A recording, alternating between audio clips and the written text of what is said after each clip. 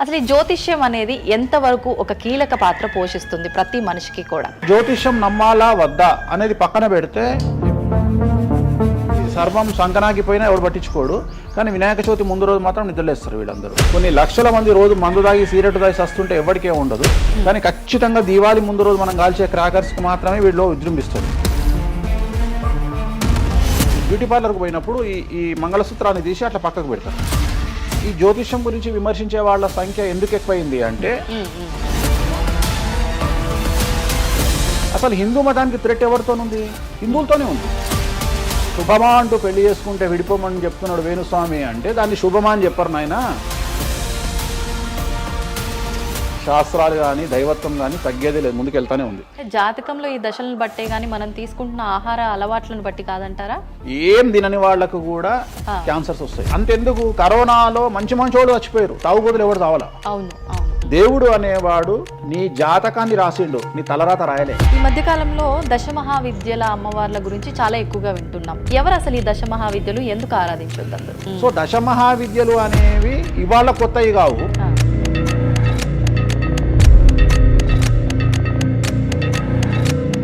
అరుణాచలం ఎవరికి తెలిసి పాలటి వరకు? ఎందుకు అరుణాచలానికి పొలవమంటే వెళ్ళిపోతున్నారు అంటే చాగంటి కోటేశ్వరరావు గారు చెప్పడం వల్ల నీకు అరుణాచలం తెలిసింది. మరి అరుణాచలం విషయంలో ఇదే డిస్కషన్ ఎందుకు వస్తలేదు?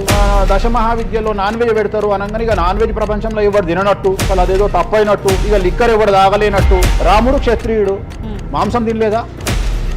సురాపానం అంటున్నావు, దేవతలే సురాపానం తీసుకున్నారు, అది మద్యమే. మరి అది దానికి ఏంటమ్మా?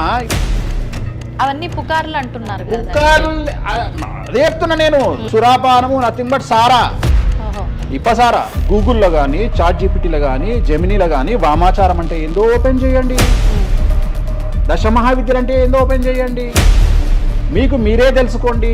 ఈ సమాజంలో తెలుగు రాష్ట్రాల్లో ఉన్న దొంగలెవరో దొరలెవరో మీరే గుర్తుపట్టండి. ఎవరు అబద్ధాలు చెప్తున్నారు అనే విషయాన్ని తెలుసుకోండి. వేణుస్వామి దొంగ అయితే వేణుస్వామి దగ్గరికి రాకండి. నన్ను 20 నిమిషాలు ఆడుకుందామనే ప్రయత్నం చేసిన నీకు ఇప్పుడు చిన్న ఫినిషింగ్ టచ్ ఇస్తాను. అసలు నువ్వు జనవరి 1కి ముందు నా దగ్గర ఇంటర్వ్యూకి ఎందుకు వచ్చావు? నేను దానికి ఆన్సర్ చెప్తా. కాదు అదే ప్రయత్నం వేణుస్వామి చేసిండు కామాఖ్య విషయం. అమ్మా ఇట్లొచ్చారా? నమస్కారం, వెల్కమ్ టు ఐ డ్రీమ్. ధర్మ మార్గం విత్ విజిత కార్యక్రమానికి స్వాగతం.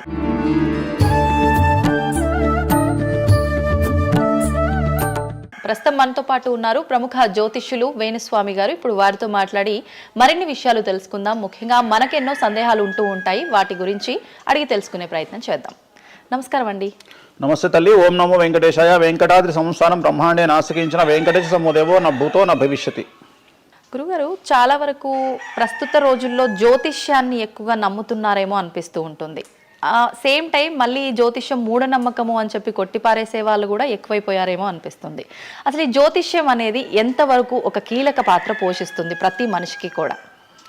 సో జ్యోతిషం అనేది నువ్వు చెప్పినట్టుగా ప్రతి మనిషికి ఒక ఫేసు 2 ఫేసులు ఉంటాయి, కానీ కొంతమందికి చాలా ఫేసెస్ ఉంటాయి. ఉదాహరణ వేణుస్వామికి 2 ఫేసులు ఉండొచ్చు. అంటే సామాజికంగా ఒకటి, ప్రైవేట్గా ఒకటి. కానీ సమాజంలో ప్రస్తుతము తెలుగు రాష్ట్రాల్లో ఒక మనిషికి 5 ముఖాలు ఉన్నాయి.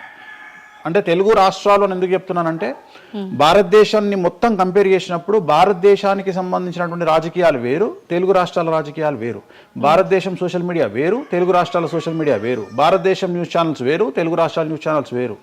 సో ప్రతిదీ తీసుకుంటే తెలుగు రాష్ట్రాలకు సంబంధించి చాలా ప్రత్యేకమైనటువంటి స్టైల్లో మనం ప్రజెంట్ వెళ్తా ఉన్నాము. ప్రత్యేకించి తెలుగు రాష్ట్రాలు ఇంతకుముందు ఒకటే రాష్ట్రానికి పరిమితం అయ్యి ఉండే, అది ఇప్పుడు హైదరాబాద్ కూడా అంటుకుంది. సో 2 రాష్ట్రాలు ఇంచుమించుగా సేమ్ స్టైల్లో వెళ్తున్నాయి. సో జ్యోతిష్యం నమ్మాలా వద్దా అనేది పక్కన పెడితే, ఎప్పుడే కానీ దేని గురించి ఎవరు మాట్లాడినా 2-3 విషయాల గురించి మాట్లాడతారు. ఒకటి ఐడెంటిటీ, ఒకటి బ్రాండు, ఒకటి ప్రత్యేకించి పిఆర్ స్ట్రాటజీ. ఇప్పుడు బ్రాండ్ అనేది వేణుస్వామి అంటే ఒక బ్రాండ్. వేణుస్వామి జ్యోతిషం గురించి మాట్లాడుతున్నాడు అంటే చాలా మంది వెయిట్ చేస్తారు, జరిగిందా జరగలేదని విశ్లేషించుకుంటారు, అదొక పద్ధతి. వేణుస్వామిని విమర్శించే వాళ్ళు ఏం చేస్తారంటే వాళ్ళు ఐడెంటిటీ క్రైసిస్లో ఉంటారు. ఆ. సో వాళ్ళు వేణుస్వామిని విమర్శించినా లేకపోతే ఒక పెద్ద వ్యక్తిని విమర్శించినా వాళ్లకు దానివల్ల ఐడెంటిటీ వస్తుంది. మామూలుగా వాళ్ళు విమర్శిస్తే ఎవడు పట్టించుకోడు, వేణుస్వామిని విమర్శిస్తే పట్టించుకుంటారు. అలా కాకుండా కొంతమంది ఇది ఏమంటారు హేతువాదులు అనొచ్చు, లేదంటే నాస్తికులు అనొచ్చు, ఇంకోటి అనొచ్చు. సో వీళ్ళందరూ ఏంటంటే ప్రత్యేకించి హిందూ మతానికి సంబంధించిన జ్యోతిష్యం గురించి మాట్లాడతారు, హిందూ మతానికి సంబంధించిన పండుగల వినాయకుని గురించి మాట్లాడతారు. మొత్తం ప్రపంచమంతా పొల్యూటెడ్ అయ్యి కలుషితమై సర్వం సంకనాగిపోయినా ఎవడు పట్టించుకోడు, కానీ వినాయక చవితి ముందు రోజు మాత్రం నిద్రలేస్తారు వీళ్ళందరూ. అట్లనే అసలు ఈ ప్లాస్టిక్ వల్ల అసలు నూనె ఎట్లా వస్తుంది, ఎందుకంటే 90 రూపాయలకు 1 కిలో నూనె ఎట్లా తింటున్నాం మనము అని ఆలోచించాడు ఎవరు లేడు. కొన్ని లక్షల మంది రోజు మందు తాగి సిగరెట్ తాగి సస్తుంటే ఎవరికే ఉండదు, కానీ ఖచ్చితంగా దీవాళి ముందు రోజు మనం కాల్చే క్రాకర్స్కి మాత్రమే వీళ్ళు విజృంభిస్తాడు. సో ఇవన్నీ కూడా ఐడెంటిటీ క్రైసిస్ అవ్వచ్చు, లేదా పని కట్టుకుని విమర్శించలవచ్చు. మనం ఏం నమ్ముతాము అంటే లెక్కలు నమ్ముతాం. 2002కు పూర్వము 2002 తర్వాత తీసుకుంటే జ్యోతిష్యాన్ని నమ్మేవారి సంఖ్య, హిందూ మతాన్ని నమ్మేవారి సంఖ్య 9% పెరిగింది. సో ఇది వేణుస్వామి సొంత కవిత్వం కాదు, గూగుల్ చేస్తే గూగుల్లో మీకు కనిపిస్తుంది పర్సంటేజ్ ఎంత పెరిగింది అనేది. సో ఎప్పుడే కానీ గుర్తుంచుకోవాల్సింది ఏంటి అంటే మనము సైంటిఫిక్గా సైన్స్ పరంగా మనం ఎంత ముందుకెళ్తామో మన జెన్జీ జనరేషన్ ఆల్ఫా జనరేషన్లు ఎంత ఫాస్ట్గా వస్తాయో ఎట్ ది సేమ్ టైము దేవుళ్ళ మీద నమ్మకాలు కూడా అదే పరిస్థితులలో ఉంటాయి. కాకపోతే ఇక్కడ ఏంటి అంటే ఒకటి ఎక్స్ప్రెసివ్ అవ్వచ్చు, ఎక్స్ప్రెసివ్ కాకపోవచ్చు. ఎందుకు పెరిగాయి అంటారు ఈ పర్సంటేజ్ మీరు అన్నట్లుగా? అంటే ఖచ్చితంగా కష్టాల ప్రాబ్లం. అంటే ఇక్కడ కష్టాల కంటే కూడా కాంపిటీషన్ అని చెప్తాను నేను. సో ఇప్పుడు ఏమైపోయింది అంటే విపరీతమైనటువంటి కాంపిటీషన్లోకి నెట్టబడ్డాం మనం అందరము కూడా. అంటే ఏమైపోయింది అంటే ఒక 1990కి పూర్వము మనం సంపాదించుకునే సొమ్మంతా కూడా దాచిపెట్టుకొని ఆ డబ్బును దాచుకొని మన కుటుంబాలు తింటాయి, మన పిల్లలు తింటాయి అనే ఆలోచన ఉండేది. 2000 సంవత్సరం తర్వాత ఏమైపోయింది అంటే మనం సంపాదించుకున్నది మనమే ఎంజాయ్ చేయాలి, ఒక కారు కొనుక్కోవాలి, సో లగ్జరీ లైఫ్ లీడ్ చేయాలి, 10 మందికి చూపించుకోవాలి. అంటే స్వతహాగా అనుభవించడం కంటే కూడా 10 మందికి చూపించుకోవాలి అనేటువంటి ఒక పనికిమాలిన భావన జనాల్లో చాలా వచ్చింది. ఇది ఎంతవరకు కరెక్ట్ అంటే తప్పు చెప్తున్నా. ఇప్పుడు ఉదాహరణ ఇన్ఫ్లుయెన్సర్స్ చూస్తుంటే అసలు యాక్చువల్గా వినాయక చవితి అనేది చవితి రోజు చేసుకోవాలి, కానీ వీళ్ళు ఏం చేస్తున్నారు వినాయక చవితికి 2 రోజుల ముందరనే వినాయక చవితి చేసుకొని దాన్ని మొత్తం ఎడిట్ చేసి అంతా చేసి వినాయక చవితి నాడు పోస్ట్ చేస్తారు. సో దీనివల్ల వాళ్ళ ఖచ్చితంగా ఎఫెక్ట్ అవుతుంది. ఎందుకు ఎఫెక్ట్ అవుతుంది అంటే ఇప్పుడు మాంగళ్యం ఉంది, ఉదాహరణ మెడలో మంగళసూత్రం అనేది ధరిస్తారు అమ్మాయిలు. వీళ్ళు ఏం చేస్తున్నారు ఈ మధ్యన అంటే కొంతమంది అమ్మాయిలు వెస్ట్రన్ కల్చర్కు బానిసలైన అమ్మాయిలు ఏం చేస్తారంటే దాన్ని ఏమంటారు బ్యూటీ పార్లర్కి పోయినప్పుడు ఈ మంగళసూత్రాన్ని తీసి అట్లా పక్కకు పెడతారు. సో మళ్ళీ ఎప్పుడైతే నువ్వు ఆ మంగళసూత్రాన్ని వేసుకుంటున్నావో ఆ సమయం కనుక మంచిది కాకపోతే ఎఫెక్ట్ అవుతుంది ఫ్యామిలీ. సో అందుకని నువ్వు చేసేటువంటి వినాయక చవితి పూజ కరెక్ట్ సమయంలో చేయకపోతే అది నెగిటివ్ అయ్యేటువంటి అవకాశం ఉంది. సో ఇట్లా ఇన్ఫ్లుయెన్సర్స్ ఉదాహరణ ఇప్పుడు జనరల్గా బేసిక్గా మనము ఒక యూరప్ కంట్రీకి పోతున్నాము, ఒక దుబాయ్కి పోతున్నాము అంటే మనం అక్కడికి పోయినాక షాపింగ్ చేస్తాం. కానీ ఇప్పుడు ఉన్నటువంటి జనరేషన్లో వీళ్ళందరూ ఏంది ఇక్కడ షాపింగ్ చేసి మళ్ళీ అక్కడ షాపింగ్ చేస్తారు. అంటే చాలా విచిత్రం అయిపోయింది. అంటే ఖచ్చితంగా సంవత్సరానికి ఒక 10 డొమెస్టిక్ టూర్లు, ఖచ్చితంగా సంవత్సరానికి ఒక 5 ఇంటర్నేషనల్ టూర్స్. ఇవన్నీ దేనికోసము అంటే సమాజానికి మా దగ్గర డబ్బులు ఉన్నాయి అని చూపించుకోవడం కోసము, సో ఆర్భాటాల కోసము. సో నేను జనరల్గా ఏం చెప్తా అంటే first build your own brand. First brand build చేసుకున్నాక తర్వాత నువ్వు బ్రాండ్లకు అలవాటుగా. ఇప్పుడు ఒక అనామకుడు ఒక మామూలు మనిషి రేంజ్ రోవర్ కార్ వేసుకొని వస్తే జనాలందరూ రేంజ్ రోవర్ కార్ను చూస్తారు. అదే ఒక సూపర్ స్టార్ ఒక ప్రభాస్ ఒక మహేష్ బాబు వస్తే మహేష్ బాబుని చూస్తారు, ప్రభాస్ని చూస్తారు, కానీ కార్ను చూడరు. సో నేనేమంటే ఫస్ట్ నువ్వు దాన్ని తయారు చేసుకో. ఇప్పుడు ఉదాహరణ ఒక బాలీవుడ్ హీరోయిన్ ఉంది, ఆ బాలీవుడ్ హీరోయిన్ ఒక ఎల్వి హ్యాండ్ బ్యాగ్ వేసుకుంది, సపోజ్ అది ఫేకే అనుకుందాం, బట్ జనాలు అందరూ అది ఒరిజినల్ అనుకుంటారు. అదే ఒక మామూలు అమ్మాయి నిజంగానే ఎల్వి బ్రాండ్ వేసుకుంది, కానీ అది ఫేక్ అనుకుంటారు. సో అందుకని ఫస్ట్ నీ బ్రాండ్ నువ్వు నిలబెట్టుకున్న తర్వాత అప్పుడు నువ్వు బ్రాండ్స్ జోలికి వెళ్ళు. ఇప్పుడు సో ప్రస్తుతం సమాజంలో ఈ జ్యోతిష్యం గురించి విమర్శించే వాళ్ళ సంఖ్య ఎందుకు ఎక్కువైంది అంటే వాళ్లకు వ్యక్తిగతమైన అంశాలు చాలా ఉంటాయి. They want subject. అంటే ఏమైపోయింది ఇప్పుడు ఎగ్జాంపుల్ ఇప్పుడు నేనే ఒక యూట్యూబ్ ఛానల్ పెట్టుకున్నా,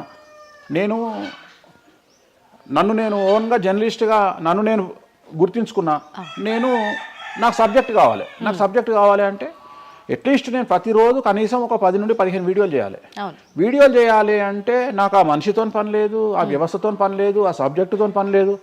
నేను రాకెట్ గురించి నేనే మాట్లాడతా, జ్యోతిష్యం గురించి నేనే మాట్లాడతా, రైతు గురించి నేనే మాట్లాడతా, పిడకల గురించి నేనే మాట్లాడతా. అంటే లాస్ట్కు నాకు కావాల్సింది ఏంది అంటే నాకు వ్యూవర్స్ కావాలి. అట్లీస్ట్ నాకు నేను పెట్టే సబ్జెక్టుకు నాకు తెలియకున్నా సరే దాని గురించి కంటి చూపు గురించి నేనే మాట్లాడతా, క్యాన్సర్ గురించి నేనే మాట్లాడతా, ఎయిడ్స్ గురించి నేనే మాట్లాడతా. అంటే కాదేది విమర్శకు అనర్హం. అంటే నీకు సబ్జెక్టు తెలుసా తెలియదా అంటే ఇంగితం ఉండేవాడు కంట్రోల్ చేసుకో. ఇప్పుడు నాకు సిగ్గు శరము ఇంగితం ఉంది. నేను ఇప్పుడు ఆ కెమెరామెన్ తీసేటువంటి కెమెరాకు సంబంధించి ఆయన ఎట్లా పెట్టాలి ఫోకస్, ఆయన లెన్స్ ఎంత అడ్జస్ట్ చేసుకుంటాడు ఏంది అనేది నాకు సంబంధం లేని వ్యవహారం. కానీ నేను అసలు దానిలోకి వెళ్ళను. కానీ అదే విశ్లేషకుల పేరుతో ఉండేటువంటి యూట్యూబ్ ఛానల్స్ అవ్వచ్చు, ఇంకొకళ్ళు అవ్వచ్చు, వాళ్ళు ఏం చేస్తారు, దాన్ని కూడా వాళ్ళే జస్టిఫికేషన్ చేస్తారు. అంటే దాన్ని కూడా నువ్వు కెమెరా ఎట్లా పెట్టాలనో కెమెరామెన్కి వీళ్ళు నేర్పిస్తారు, వీళ్ళే డిస్కషన్. ఎందుకు అంటే వాళ్ళకి ఏదో ఒక 10,000 వ్యూవర్షిప్ పోతే ఇట్లా ఓవరాల్గా తీసుకుంటే నెలకి ఇంత వెళ్తుంది పైసలు. సో దీని మీద బ్రతికే వాళ్ళు, సో వాళ్ళు ఏం చేస్తారు, వాళ్ళు విమర్శలు చేస్తారు. సో అట్లనే హేతువాదుల ముసుగులో ఉండేవాళ్ళు విమర్శలు చేస్తారు. అన్నిటికంటే ప్రాబ్లం ఏమైపోయింది అంటే పొద్దున్న లేస్తే హిందూ మతం బాగుండాలి అంటే అసలు హిందూ మతానికి థ్రెట్ ఎవరితోనుంది? హిందువులతోనే ఉంది. ముస్లిమ్స్తో లేదు, క్రిస్టియన్స్తో లేదు. ఎందుకంటే వేరే వాళ్ళు మన జోలికి రావట్లా. ఎంతసేపు కప్పల భాగవతం లాగా మన జీవితంలో ఎలుకల భాగవతం లాగా ఒక ఎలుక ఇంకో ఎలుకని కిందికి గుంజుతుంది, ఒక కప్ప ఇంకో కప్పని కిందికి లాగుతుంది. అట్లనే హిందువులలో వేణుస్వామి ఆస్ట్రాలజికల్ ప్రిడిక్షన్స్ లో మంచిగా ఉన్నాడు. అంటే వేణుస్వామి చెప్పింది ఏదైనా జరిగినప్పుడు వేయడానికి ఎవరికి మనసు రాదు, కానీ వేణుస్వామిని విమర్శించడానికి పొలోమంటే అందరూ వచ్చేస్తారు. అంటే మరి నేను హిందువునే కదా, నన్ను కిందికి లాగేవాడు హిందువే కదా, మరి ఇక్కడ హిందూ మతం ఏమవుతుంది? ఇప్పుడు సమాజంలో నేను అబ్జర్వ్ చేస్తున్నా, గత కొన్ని రోజుల నుండి, ఒక 6 నెలల నుండి, సంవత్సరం నుండి Telugu media in the sense నేను లోకల్ సోషల్ మీడియాలో హిందూ మతాల పేరు మీద కొత్త వర్షన్ వచ్చింది. ఏంటి అంటే హిందూ ఆచార వ్యవహారాలను విమర్శించడము చాలా కామెడీ అయిపోయింది. ఒక ఆయన ఈ మధ్యన ఇంటర్వ్యూ చూసాను నేను, అసలు దుర్గమాల లేదంటాడు ఆయన. నేను షాక్ అయినా, నేను ఇనుంటావు నువ్వు కూడా. నాకు ఆశ్చర్యం అనిపించింది. దుర్గమాల లేదు అంటే అమ్మవారి మాల, జనరల్ గా భవానీ మాల కరెక్ట్ వర్డ్, భవానీ మాల లేనే లేదు, అసలు చరిత్రలో లేదు అంటాడు. అంటే సమాజము ఏదో విధంగా భక్తి మార్గం వైపు వెళ్తుంది అంటే నువ్వు సంతోషంగా ఫీల్ అవ్వాలి. కానీ దాన్ని కూడా విమర్శించేవాడు ఎందుకంటారు ఇలా అంటే వీళ్ళందరూ పండితులు కాదు, వీళ్ళందరూ standing comedians or sitting comedians. ఒక ఆయన కూర్చొని మాటలు చెప్తాడు, వాళ్ళు నవ్వడం స్టార్ట్ కాగానే ఈయన మర్చిపోతాడు. ఇక ఈయనను మర్చిపోయి, అంటే ఆడవాళ్ళు నవ్వుతుంటారు, మగవాళ్ళు నవ్వుతుంటే ఈయన ఆనందానికి పరవశుడు అయ్యి ఇంకా వాళ్ళు నవ్వుతున్నారు కదా అని రెచ్చిపోయి ఇంకా గ్రహాలు లేవు, దేవుడు లేడు, ఏది ఒక బ్రాహ్మణుడు అయ్యుండి ఒక పండితుడు అయ్యుండి టోటల్ మన సబ్జెక్టుకు వ్యతిరేకంగా మాట్లాడుతూ ఉంటాడు. అట్లనే ఆయన ఎవరో భవానీమాల లేదు అంటాడు. నేను నీకు వచ్చిన నష్టమేముంది, నువ్వు మొగోడివైతే భవానీమాల కాదు, ఎవరైతే కోయంబత్తూరులో ఈషా ఫౌండేషన్లో లింగభైరవ అమ్మవారు లేదని చెప్పు, అది నీ గొప్పతనం. నిజంగా లింగభైరవ అమ్మవారు లేనప్పుడు లేదని చెప్పు. ఆమె క్రియేటెడ్ గాడు, చెప్పొచ్చు కదా లేదు అని. ఎందుకంటే అక్కడ భయం ఏంటంటే ఎవరు తంతడు అని. వీళ్ళ భయం అంటే ఏంటంటే ఎక్కడైతే ఎవడు వీళ్ళకి అడ్డు రాడో అక్కడికి వస్తాడు. వీళ్ళకి ఒరిజినల్ సబ్జెక్ట్ మాట్లాడే దమ్ము లేదు. సో ఇదంతా ఎంత చేసినా నేను అల్టిమేట్గా చెప్పేది ఏంటంటే, జ్యోతిష్యానికి వ్యక్తిగతంగా నా దగ్గరకు వచ్చేవాళ్ళు నాకు జనాలకు చెప్పారుగా. ఇప్పుడు నేను ఒక మాట చెప్తా, ఇప్పుడు సీక్రెట్ మెయింటైన్ చేయాలనుకుంటారు ప్రతి ఒక్కడు, ప్రైవసీ మెయింటైన్ చేయాలనుకుంటారు. మామూలుగా హాస్పిటల్కి పోతేనే ఇవాళ ప్రైవసీ మెయింటైన్ చేయాలనుకుంటున్నారు. అది అట్లీస్ట్ తలకాయనొప్పికి పోయినా వాళ్ళు దే వాంట్ ప్రైవసీ. అంటే కారు డైరెక్ట్గా B1కి వెళ్ళిపోతుంది, పైకి వెళ్ళిపోతారు, డాక్టర్ని కలుస్తారు, వస్తారు. అట్లాంటిది వేణుస్వామి దగ్గరకు వచ్చి నేను ఎందుకు చెప్పాలనుకుంటున్నా, లేదంటే నేను ప్రజలకి చెప్పాలనుకుంటున్నా అనుకోరు కదా. ఎవరో ఒకళ్ళు వేణుస్వామి దగ్గరికి వెళ్ళినప్పుడు కొన్నిసార్లు కొన్ని వీడియోలు తీసినప్పుడు 100 మందిలో ఒక వీడియో తీసినప్పుడు ఆ వీడియో పోస్ట్ చేస్తాము, దానివల్ల నా దగ్గరకు వచ్చినట్టు తెలుస్తుంది. కానీ 99% నా దగ్గరకు వచ్చినట్టు తెలియదు. నా దగ్గరికే కాదు, జ్యోతిషం అనేది ఎక్స్ట్రీమ్గా జనాల్లోకి వెళ్తున్నది. ఎట్ ది సేమ్ టైం భక్తి అనేది జనాల్లోకి వెళ్తున్నది. దాన్ని భయం అంటమా భక్తి అంటమా పక్కన పెడితే ఈరోజు జనాలు ముక్కోటి కానీ ఇతరత్ర పండుగలు కానీ జనవరి 1 కానీ జనాలు విపరీతంగా దేవాలయాల్లో ఉంటున్నారు. అంటే జనాలకు దేవుడి మీద కానీ శాస్త్రాల మీద కానీ వచ్చినటువంటి నమ్మకము, ఈ నమ్మకాన్ని ఎవరో ఒకళ్ళు వచ్చి టీవీలో కూర్చొని చెప్పినంత మాత్రాన పోదు. సో ఇది జనాల్లోకి విపరీతంగా వెళ్తానే ఉంటుంది. జనాలు ఎప్పుడే కానీ ఎంత వెస్టర్న్ కల్చర్కి వెళ్ళినా నమ్మకము అనేది ఒకటి ఉంటుంది. మనల్ని నమ్మించేది, మనల్ని బ్రతికించేది నమ్మకము. ఈ నమ్మకం లేకపోతే మనకు జీవితం లేదు. సో ఈ జ్యోతిష్యము అనేది అంధకార బంధురంలో ఉండేటువంటి ఒక వ్యక్తిని బయటకు తీసుకురావడానికి, జరగబోయేటువంటి నష్టాన్ని చెప్పడానికి మాత్రమే పనికి వచ్చేటువంటి శాస్త్రము. అంతేగాని నువ్వు 50 ఏళ్లకు నరుకుతావు, 40 ఏళ్లకు కారు కొంటావు, ఈ సొల్లు పురాణం చెప్పాల్సిన పని లేదు. జరగబోయేటువంటి నష్టాన్ని గనక చెప్పగలిగితే జ్యోతిష్యము దాన్ని సరి చేసుకోవడంతో పాటు మానసికంగా స్ట్రాంగ్ అవ్వడానికి ఆ వ్యక్తికి చాలా చాలా చాలా ఉపయోగపడుతుంది. భార్యాభర్తలు తన్నుకొని చస్తారు, విడిపోతారు అని చెప్పడంలో ఉద్దేశము మీరు విడిపోండి అని కాదు. భార్యాభర్తల్లో అట్లీస్ట్ జనరేషన్ ను బట్టి ఈ రోజు భర్త అనేవాడు కాంప్రమైజ్ అయ్యి భార్య తిట్టినా పడి ఉంటాడు అని ఇక్కడ ఉద్దేశము. అంటే ఒకప్పుడు భార్యకు భర్తకు పెళ్లికి కనీసం 10 సంవత్సరాల గ్యాప్ ఉండేది. ఎందుకు అంటే భార్య అనే అమ్మాయి చిన్నపిల్లగా ఉంటే భర్త అనేవాడు ఒక కూతుర్ని చూసుకుంటాడు అనే ఉద్దేశంతో ఆ పెళ్లిళ్ళు చేసేవాళ్ళు. ఇవాళ ఏం చేస్తున్నారు, ఇద్దరికి 6 నెలలు తేడా ఉండదు. సో ఇద్దరు టెంపర్మెంట్ లో వెళ్తారు, ఇద్దరు గొడవలు పడతారు. సో ఈ కండిషన్ లో వాళ్ళిద్దరు విడిపోయేటువంటి తత్వం వైపు వెళ్తారు. కాబట్టి మొదలే మీ జాతకాలు బాగాలేవు, మీకు విడిపోయే అవకాశం ఉంది అంటే మిమ్మల్ని విడిపోమని చెప్పడం కాదు. ఇక్కడ మీరు జాగ్రత్తగా ఉండండి, కాంప్రమైజ్ కండి, ఈగోస్ పక్కన పెట్టండి, మీ పొసెసివ్నెస్ను పక్కన పెట్టండి.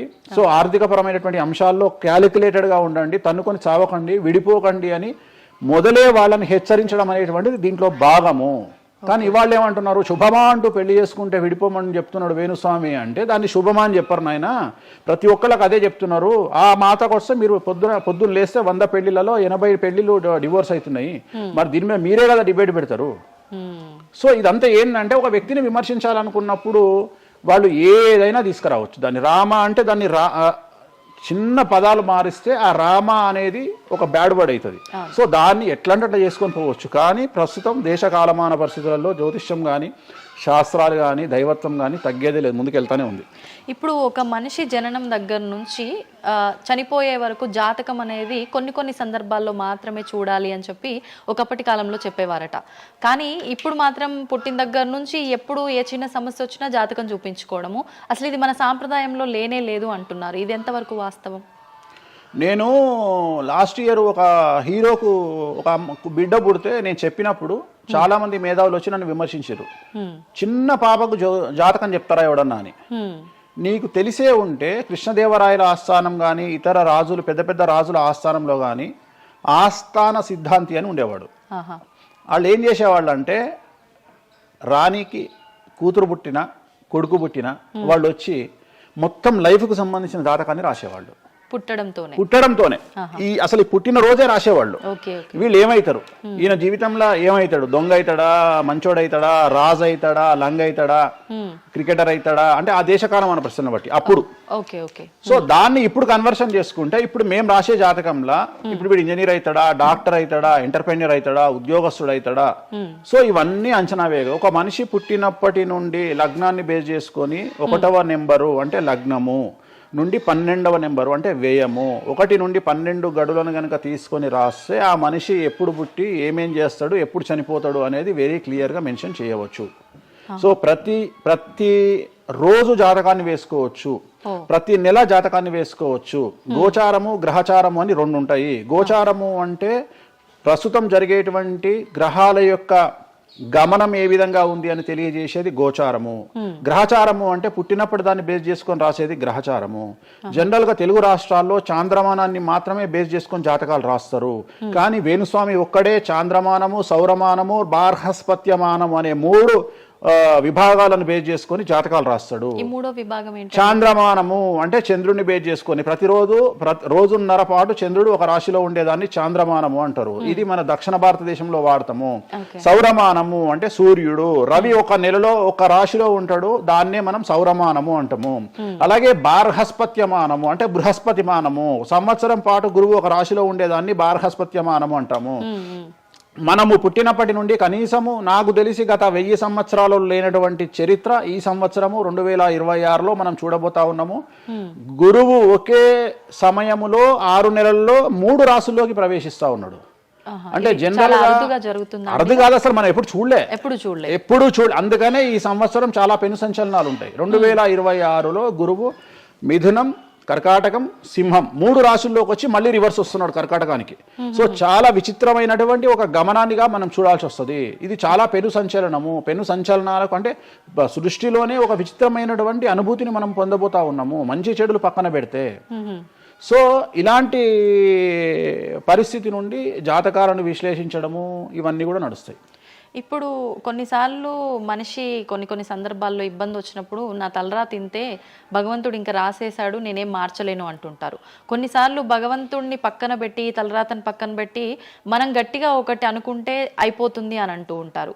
మీరు ముందుగానే ఒక శిశువు జననం అయినప్పుడే వాళ్ళ మొత్తం లైఫ్కి సంబంధించిన జాతకం ఇవ్వగలుగుతాము అన్నారు.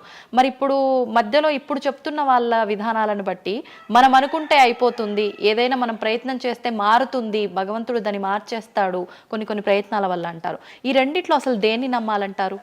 ఇప్పుడు భగవంతుడు రాసినాడు, మన జాతకము మారదు, మన తలరాత మారదు అని అనుకుంటే అలాంటి వాళ్ళందరినీ మనం చేయాల్సింది ఏంటంటే, వాళ్ళకి ఎవరికైనా హార్ట్ అటాక్ రాగానే వాళ్ళని అట్లనే బెడ్ మీద కూర్చోబెట్టి ఎదురుగా ఫోటో పెట్టి దేవుని మొక్కమని చెప్పాలి. హాస్పిటల్కి ఎవరిని పంపించొద్దు. ఎందుకంటే తలరాత కదా, భగవంతుడు రాసేసిండు కదా. మరి ఎందుకు మరి అనవసరంగా అంబులెన్స్కి ఫోన్ చేయడము, హాస్పిటల్కి వెళ్ళడం ఎందుకు? పనిలేని పని కదా. అంటే నీ ప్రయత్నము, హార్ట్ అటాక్ వచ్చినా కానీ నిన్ను తీసుకుపోయి హాస్పిటల్లో అడ్మిట్ చేస్తున్నారు. సో హాస్పిటల్లో నిన్ను టైంకు తీసుకుపోవాలా వద్దా అని డిసైడ్ చేసేది జాతకం. నువ్వు బతుకుతావా బ్రతకవా అని డిసైడ్ చేసేది జాతకం. ఇక్కడ నేను తోపు నేను తురుము అని అనుకుంటే నడవదు. నేను తోపు నేను తురుము అనుకోవద్దు.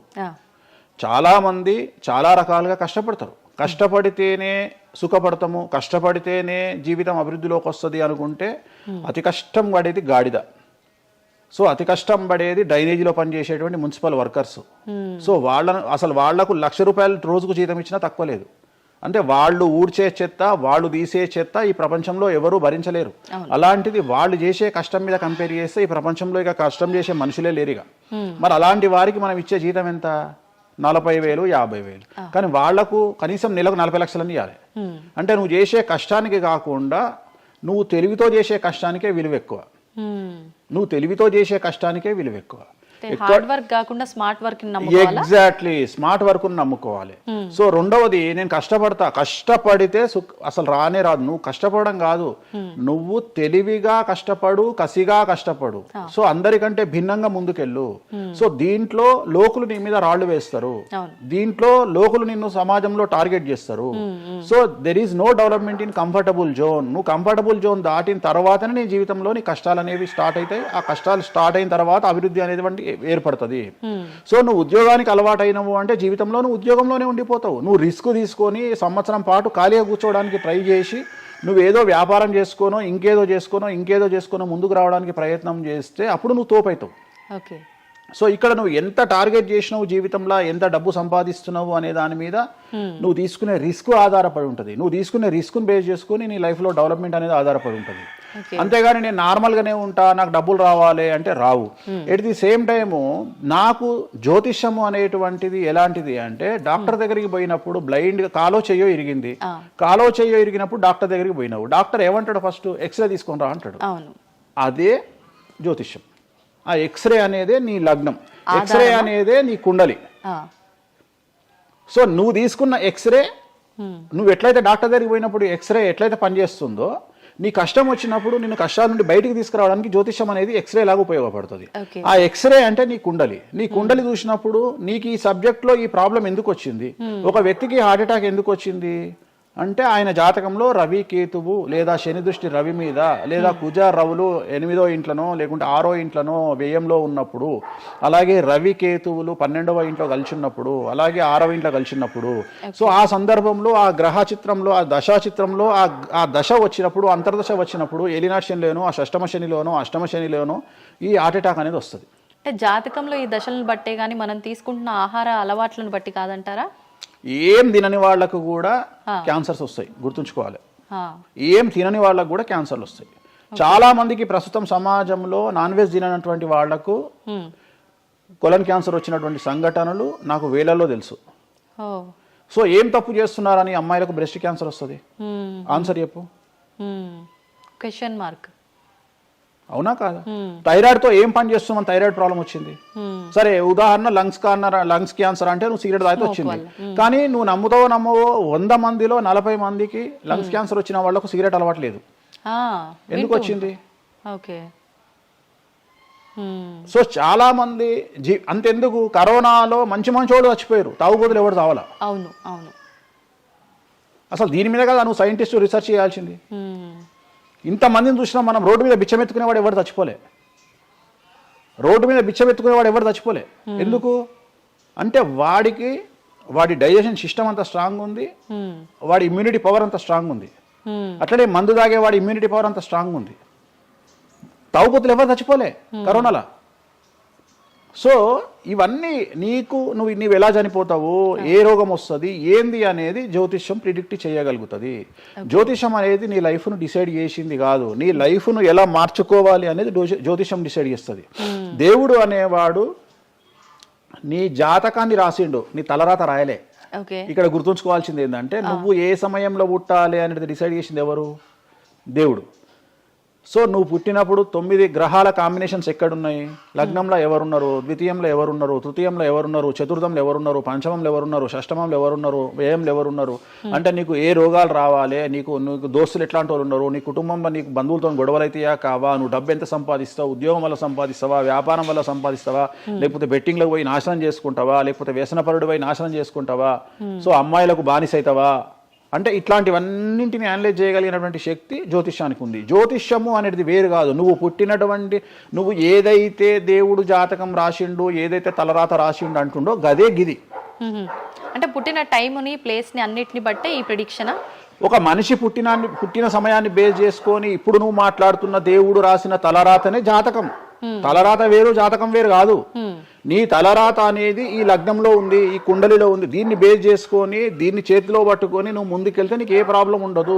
ఒక్కసారి జ్యోతిష్కుని సంప్రదిస్తే కాదు, నువ్వు ప్రతి సంవత్సరము లేదా 2.5 సంవత్సరాలకు ఒకసారి శని మారినప్పుడల్లా నీ జాతకం మారుతుంటది.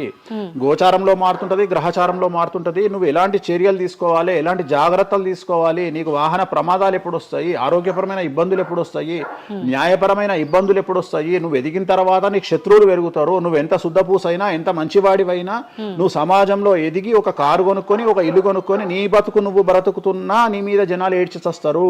నీకు శత్రువులు అనేవాళ్ళు ఏర్పడతారు. నువ్వు మంచి చేసినా శత్రువులు వస్తారు, చెడు చేసినా శత్రువులు వస్తారు. సో ఇలాంటి వాళ్ళందరి నుండి నువ్వు ఎట్లా తప్పించుకోవడానికి ఏమేం పూజలు చేసుకోవాలి, ఏమేం న్యాయపరమైన జాగ్రత్తలు తీసుకోవాలి, వీటన్నిటినీ క్రోడీకరించి చెప్పగలిగిన వాడు జ్యోతిష్కుడు. కాకపోతే జ్యోతిష్కుడికి దేశ కాల మాన పరిస్థితులను బేస్ చేసుకొని జాతకం చెప్పగలగడం రావాలి.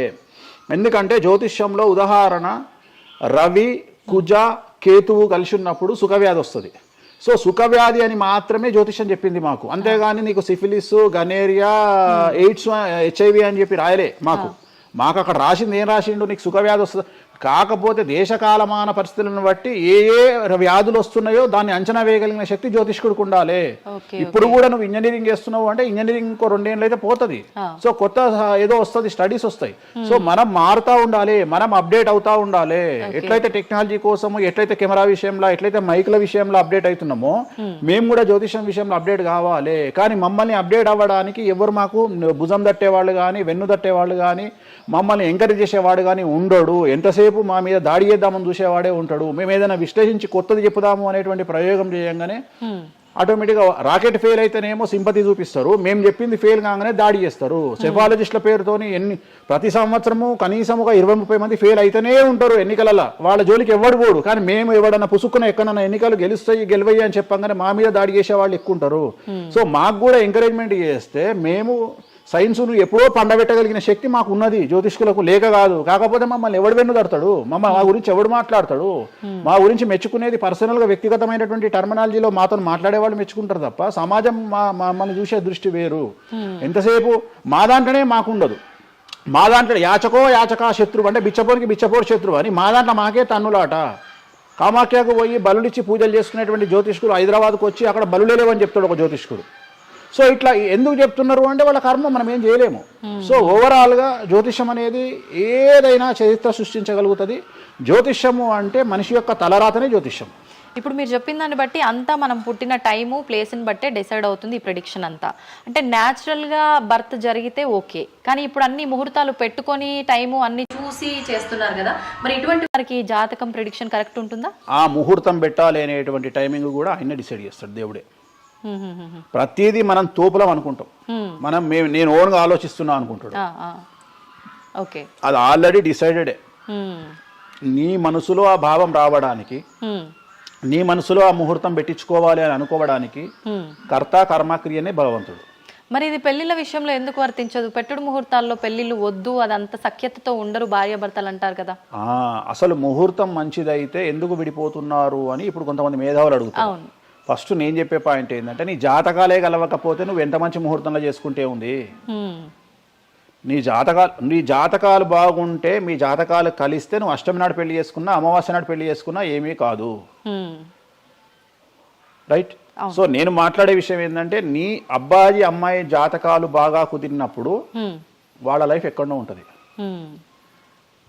చాలా మంది there is calculated love, calculated relation.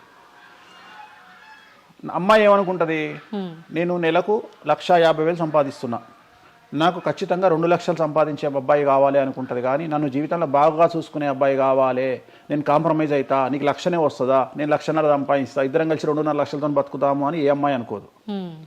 So ప్రతి ఒక్కడి క్యాలిక్యులేషన్ ఇదే. అలాగే అబ్బాయి ఏమనుకుంటాడు, నాకు 2 లక్షలు వస్తుంది కానీ నాకు చాలా అందమైన అమ్మాయి కావాలి అనుకుంటాడు. సో ఇక్కడ ఉన్న డిమాండ్కు తగ్గట్టు సప్లై లేదా. సో అప్పుడు ప్రాబ్లం ఏమవుతుంది, ఫైటింగ్. అప్పుడు ఏమవుతుంది అంటే కాంప్రమైజ్ అనేది స్టార్ట్ అవుతుంది. అంటే జ్యోతిష్యుడు జాతకాలు బాగాలేవు అని చెప్పినా ఇనే పరిస్థితులలో వీళ్ళు ఉండరు. రెండవది, జ్యోతిష్కులు కూడా ఏం చేస్తారంటే సాధ్యమైనంత వరకు ముక్కుసూటిగా ఆన్సర్ చెప్పకుండా, కుజదోషం ఉంది, 7వ ఇంట్లో కుజుడున్నాడు, 7వ ఇంట్లో శని కుజులు కలిసి ఉన్నారు, సో చాలా ప్రాబ్లం అవుతుంది. లేదా 7వ ఇంట్లో చంద్రుడు కుజుడు కలిసి ఉన్నారు, సో పిల్లవాడి తల్లి వల్ల సమస్యలు వస్తాయి, లేదా పిల్ల తల్లి వల్ల సమస్యలు వస్తాయి అని వీడు డైరెక్ట్గా అమ్మాయికో అబ్బాయికో చెప్పడు. లేదు మీ ఇద్దరికి సంతాన యోగం లేదు అని చెప్పాడు. ఉదాహరణ 9:5 అయింది, ఇద్దరిది అమ్మాయిది అబ్బాయిది, సంతాన యోగం ఉండదు, షష్టాష్టకాలు అయినాయి. వీడు ఏమంటాడు, షష్టాష్టకాలలో శుభ షష్టాష్టకాలు అంటాడు. అంటే విషయంలో మంచి విషయం ఉంటుందా? ఉండదు కదా. శుభ షష్టాష్టకాలు ఎక్కడి నుండి వచ్చినాయి? నువ్వు చెప్పేదే విషం అంటున్నావు, విషం అనుకుంటూ మంచి విషయం అంటున్నావు మళ్ళా. సో మంచి విషయం ఎక్కడ నుండి ఉంటుంది? ఉండదు. విషయం వేసుకుంటే చస్తాడు. అట్లనే షష్టాష్టకాలు అంటే ప్రాబ్లం స్టార్ట్ అవుతుంది. అట్లనే 9:5 ఏకనాడి, వర్ణదోషము, యోని దోషము, ఇట్లా చాలా రకాల దోషాలు ఉంటాయి. సో ఈ దోషాలను ఏం చేస్తారంటే, ఈ దోషాలను ఎదుటి వ్యక్తికి నిజాయితీగా చెప్పడం మానేసి సాధ్యమైనంత వరకు వీళ్ళు పెళ్లి చేసుకోవాలి అనే ఇంటెన్షనల్ గా పాజిటివ్ వేలో వెళ్తాడు. రెండవది ఏంటంటే, ఆల్రెడీ వీళ్ళు ఏం చేస్తారు, మేమిద్దరం ఫిక్స్ అయినాము, మేము పెళ్లి చేసుకుంటాము అని డిసైడ్ చేసుకొని వస్తారు అక్కడికి. అప్పుడు వాడు ఇవన్నీ చెప్పి వాళ్ళ మనసును విరగొడతాడా? విరగొట్టాడు. జనరల్గా ప్రపంచంలో ఏ అమ్మాయి తండ్రి కానీ ఏ అబ్బాయి తండ్రి కానీ తన బిడ్డనో తన కూతురో తన అల్లుడో నాశనం కావాలి అని కోరుకోరు. కానీ చెప్పగలిగినటువంటి పరిస్థితుల్లో ఎవరు ఉండాలి? జ్యోతిష్కుడు ఉండాలి. సో అది నేను చేస్తున్న ప్రస్తుతం కలియుగంలో. వేరే వాళ్ళు ఎవరు చేయట్లేదు ఆ విధంగా. ఎందుకంటే రేపు పొద్దున కలిసి ఉండకపోతే 2 కుటుంబాలు బాధపడతాయి, సమాజంలో చెడ్డ పేరు వస్తుంది, వీళ్ళ లైఫ్ స్పాయిల్ అయిపోతుంది. సో అందుకని నేను చాలా జాగ్రత్తగా మొదలే డిసైడ్ చేసి, నీకు ఈ ప్రాబ్లం ఉందిరా బాబు, నువ్వు జాతకాలు నీకు కలవలేదు, వివాహం చేసుకోకు అని చెప్తా. వీళ్ళ జాతకాలు బాగా లేకున్నా తీసుకుపోయి మంచి ముహూర్తం చూసుకొని పెళ్లి చేసుకుంటే ఆ ముహూర్తం వీళ్లను సఫలీకృతులను చెయ్యదు. నీ జాతకం బాగుండాలి. అట్లనే నువ్వు ఏ టైంలో పుట్టాలనో డిసైడ్ చేసుకున్నా అని నువ్వు అనుకొని సిజేరియన్ పెట్టుకుంటావు. కానీ ఆ టైంలో నువ్వు నక్షత్రమే చూస్తావేమో కానీ 6వ ఇంట్లో ఉండే గ్రహాలు 12వ ఇంట్లో గ్రహాలు డిసైడ్ చేయగలిగింది భగవంతుడు. ఆ టైంలో ఒకవేళ వ్యయస్థానంలో గ్రహాలున్నా 6వ స్థానంలో గ్రహాలున్నా జాతకం అంతా కింద మీద అవుతుంది. ఒకవేళ కుజుడు ఉండే స్థానాన్ని బట్టి, చంద్రుడు బుధుడు ఉండే స్థానాన్ని బట్టి జాతకాలు కరెక్ట్గా డిసైడ్ చేయకపోతే ఆటిజంతో మగపిల్లలు పుడతారు. సో ఇన్ని సమస్యలు ఉంటాయి. సో చాలా ఈజీగా సిజేరియన్ ఆపరేషన్ చేసుకోగానే పిల్లలు మంచిగా పుడతారు అని కాదు అక్కడ. ఎందుకంటే నువ్వు పిల్లలు మంచిగా పుట్టాలి లేదు అనేది డిసైడ్ చేయడానికి it will take 3 to 4 hours. కానీ 3 to 4 minutes లో జ్యోతిష్కుడు డిసైడ్ చేస్తాడు. అది తప్పు. ఈ మధ్యకాలంలో దశమహావిద్యల అమ్మవార్ల గురించి చాలా ఎక్కువగా వింటున్నాం. రాబోతున్న సినిమాలు, ఆల్రెడీ వచ్చిన సినిమాలు కూడా వారికి సంబంధించిన సినిమాలు ఎక్కువగా రావడం జరుగుతోంది. అంటే కొత్తగా, అంటే ఎవరైనా మనిషి కొత్తగా వస్తే మాట్లాడుకోవడం వరకు ఓకే, కానీ భగవంతుల గురించి కొత్తగా మన అందరిలోకి రావటము, వాళ్ళ గురించి మాట్లాడుకోవటము, మళ్ళీ అంటే భగవంతుడు అంటేనే అందరికీ అందుబాటులో ఉండి వాళ్ళకున్న కష్టాల నుంచి గట్టెక్కించడానికి ఆరాధించే వాళ్ళుగా మనం భావిస్తాము. మరి వాళ్ళని అందరూ ఆరాధించొద్దని రకరకాల విధానాలన్నీ చెప్తూ ఉన్నారు. ఎవరు అసలు ఈ దశమహావిద్యలు, ఎందుకు ఆరాధించొద్దు అందరూ? నేను 1991 ఐ థింక్ ఘరానా మొగుడు అనే సినిమా ఓపెనింగ్ చేయడానికి విశాఖపట్నం వెళ్ళాను నేను. ఆ సినిమా ముహూర్తం నేనే పెట్టిన. ఇక్కడ చిరంజీవి గారి సినిమా, రాఘవేంద్రరావు గారిది విశాఖపట్నంలో అయ్యింది. బంగారు కోడిపెట్ట అనే సాంగ్ తోని ఆ సినిమా స్టార్ట్ అయింది. అది ముహూర్తం చేసిన నేను విశాఖపట్నంలో. అప్పుడు నేను అక్కడనే పక్కనే ఉన్నటువంటి శ్రీకాకుళం అనేటువంటి ఒక ప్రాంతానికి వెళ్ళిన. నేను మాట్లాడేది 1991. అప్పుడు వాళ్ళకి ఎన్టీ రామారావు అంటే ఎవరో తెలియదు. హైదరాబాద్లో ఎన్టీ రామారావు ఉంటాడు అంటే వాళ్ళ ఆశ్చర్యానికి అంతులు లేవు.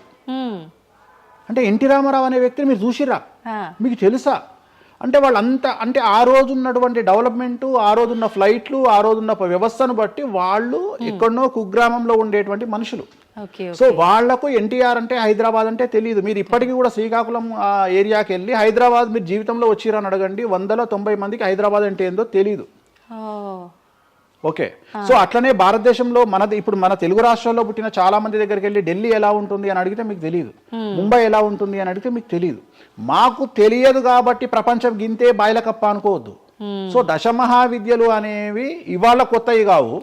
ఎలాగైతే లింగాకారంలో శివుణ్ణి పూజిస్తున్నామో, శివుడి భార్య అయినటువంటి సతీదేవిని అదే యోని రూపంలో పూజిస్తున్నాము. అయిపోయింది, చెరిసగం మంచుకురు ప్రపంచాన్ని. నీకు ఇవాళ తెలిసింది వేణుస్వామి చెప్తే. వేణుస్వామి ఎంక్వైరీ చేయడం అలవాటు, వేణుస్వామికి ఎక్స్ప్లోర్ చేయడం అలవాటు కాబట్టి తిరిగి వచ్చి నీకు ఇవాళ చెప్తే నీకు అర్థమైంది. నువ్వు అంత మాట మాట్లాడుతున్నావు. అరుణాచలం ఎవరికి తెలిసి బాలటి వరకు? ఎందుకు అరుణాచలానికి పొలోమంటే వెళ్ళిపోతున్నారు అంటే చాగంటి కోటేశ్వరరావు గారు చెప్పడం వల్ల నీకు అరుణాచలం తెలిసింది. మరి అరుణాచలం విషయంలో ఇదే డిస్కషన్ ఎందుకు వస్తలేదు? అరుణాచలం అనేది నిన్న మొన్నటి దానికి తెలియదు కదా జనాలకు. ఇవాళ గిరి ప్రదక్షిణలు చేస్తూనే ఉన్నారు కదా మీరు అందరు పోయి. అంటే ఎవరో ఒకళ్ళు ఒక సబ్జెక్టు గురించి మాట్లాడేటువంటి పరిస్థితుల్లోకి రావాలి. ఆ ఫ్రీడమ్ మనం ఇవ్వాలి. సో అరుణాచలం గురించి చాగంటి గారు ఎలా మాట్లాడినారో దశమహావిద్యల గురించి వేణుస్వామి గత 5 సంవత్సరాల నుండి ఫైటింగ్ చేస్తూ ఈ స్టేజ్కి తీసుకొచ్చిండు. దశమహావిద్యల గురించి మాట్లాడడంలో చాలా ఇబ్బందులు ఉంటాయి. ఎందుకంటే చాలా మంది దొంగ పనులు చాటుకు చేయాలనుకుంటారు కానీ పబ్లిక్ లో చేయాలనుకోరు. సో అలాంటి దాన్ని సైలెన్స్ బ్రేక్ చేసినటువంటి వ్యక్తి వేణుస్వామి. దానివల్ల వేణుస్వామి చాలా సఫర్ అయ్యిండు, సామాజికంగా సఫర్ అయ్యిండు, పండితులతో సఫర్ అయ్యిండు, మీడియా వల్ల సఫర్ అయ్యిండు, చాలా మందితో సఫర్ అయ్యిండు దశమహావిద్యల గురించి మాట్లాడడం వల్ల. అంటే ఎందుకు మరి మీరు ఇంత సఫర్ అవుతున్నప్పుడు ఎందుకు? నా ఇష్టం అది. అంటే సమాజంలో ఉన్నప్పుడు ఇష్టం, మన ఇష్టం. నేనేం తప్పు మాట్లాడతలేను కదా. ఇప్పుడు నేననే పాయింట్ ఏంటంటే అల్ట్రాసెట్ అని ఒక టాబ్లెట్ ఉంటుంది. ఆ టాబ్లెట్ లో గంజాయి ఉంటుంది. సో మనం వాడే చాలా టాబ్లెట్లలో గంజాయి ఉంటుంది. మనం వాడే చాలా టాబ్లెట్లలో కొన్ని క్యాన్సర్ ఔషధాలలో పాము విషం ఉంటుంది. దాని గురించి మనం మాట్లాడుకోం. సో మనం దేని గురించి మాట్లాడుకుంటాము అంటే ఏదైనా కొత్తది వచ్చినప్పుడు, వేణుస్వామి లాంటి వాడు వచ్చినప్పుడు మాట్లాడుకుంటాడు. ఇప్పుడు చాలా మంది, కొంతమంది నాకు తెలిసిన వాళ్ళు షుగర్ అంటే ఇప్పటికి కూడా చెప్పుకోరు. భారతదేశంలో షుగర్ వస్తే చెప్పుకోరు షుగర్ వచ్చిందని. అంతెందుకు ఇవాళ గురించి సరోగసి గురించి ఇప్పటికీ మన దేశంలో మాట్లాడుకోరు. ఇప్పటికి కూడా చాలా మంది సెలబ్రిటీలు సరోగసితోని పిల్లల్ని గంటూ అబద్ధాలు చెప్పుకుంటారు, మేము కడుపుతోనున్నామని.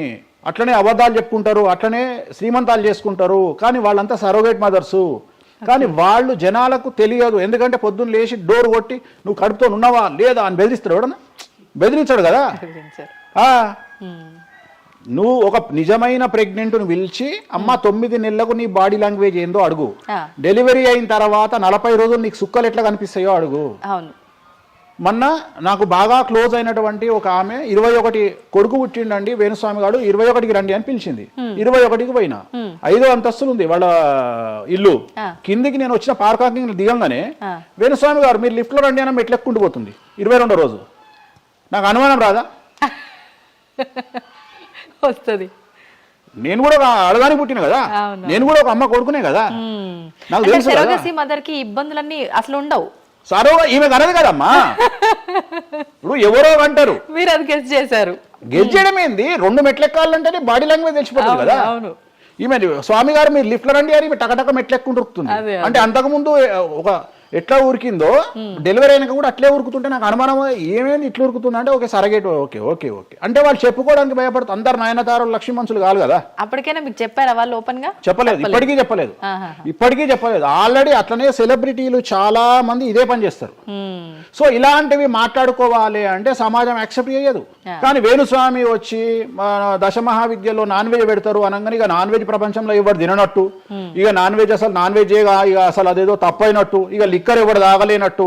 మళ్ళా చూస్తే తెలంగాణలో హైయెస్ట్ లిక్కర్ సేల్స్ భారతదేశం మొత్తంలో తెలంగాణదే ఉంటుంది, ఆంధ్రప్రదేశే ఉంటుంది. మనం బతికేది 2 రాష్ట్రాలు బతికేదే లిక్కర్ మీద బతుకుతాయి. కానీ మళ్ళీ మనకు ఎక్కడ లేని బాధ, వేణుస్వామి మాట్లాడితే నిజాయితీగా మాట్లాడిండు కాబట్టి వేణుస్వామి తప్పు చేస్తుండు, వేణుస్వామి ఆడ మందావుతుండడా. సార్ కరోనా వరకు తినకూడని కమ్యూనిటీలు ఏవి కూడా, అంటే నాన్ వెజ్ ముట్టుకోని కమ్యూనిటీలు కూడా డాక్టర్ చికెన్ తినురి మటన్ తినురి అనగానే ఒక్కొక్కడు మార్కెట్లో లేనంత మటన్ చికెన్ తిన్నారు. కమ్యూనిటీల గురించి నేను మాట్లాడా. అప్పటిదాకా మేము తినము అన్నోడు కూడా తినడం స్టార్ట్ చేసిర్రు. అంటే నువ్వు డాక్టర్ చెప్తే మళ్ళీ డాక్టర్ చెప్పాడు కాబట్టి తింటున్నామండి, లేకుంటే తినేవాళ్ళం కాదు. తిన్నవా లేదా? సో తప్పే ఉంది. అసలు మద్య మాంసాదులు లేని దేవతల గురించి మాట్లాడుకుందాం. ఎక్కడున్నారు దేవతలు? అసలు మద్య మాంసాదులు లేని దేవతలేరి? రాముడు క్షత్రియుడు, మాంసం తినలేదా? సురాపానం అంటున్నావు, దేవతలే సురాపానం తీసుకున్నారు. అది మద్యమే మరి అది దానికి ఏంటమ్మా? ఇప్పుడు ఎన్నో యాగాలు చేస్తారు, అవన్నీ పుకార్లు అంటున్నారు. పుకార్లు అదే చెప్తున్నా నేను నీకు. సురాపానము అని ఎక్కడ పెట్టిరు? అమృతము అని ఎక్కడ పెట్టి? సురాపానము నథింగ్ బట్ సారా, ఇప్పసారా. అంటే అప్పుడు ఇన్ని రకాల మందులు లేవు కాబట్టి, స్కాచ్లు ఓడకాలు వైండ్లు లేవు కాబట్టి అప్పుడు మనకు ఒకటే ఏంది? సురాపానం అంటే సారా అంటే ఇప్పసారా, ఇప్ప పూల నుండి తీసినటువంటి సారా. అంతే, అది కూడా అంతే. మళ్ళా రోజులు పెరుగుతున్న కొద్ది టేస్ట్ మారుతుంది. సో ఇవాళ వేణుస్వామి వచ్చి మాట్లాడంగానే ఇక ఎక్కడ లేనటువంటి, అంటే ఏం లేదు. నేను అనేది ఏంటంటే టార్గెట్ చేయడానికి ఏదో ఒకటి కావాలి.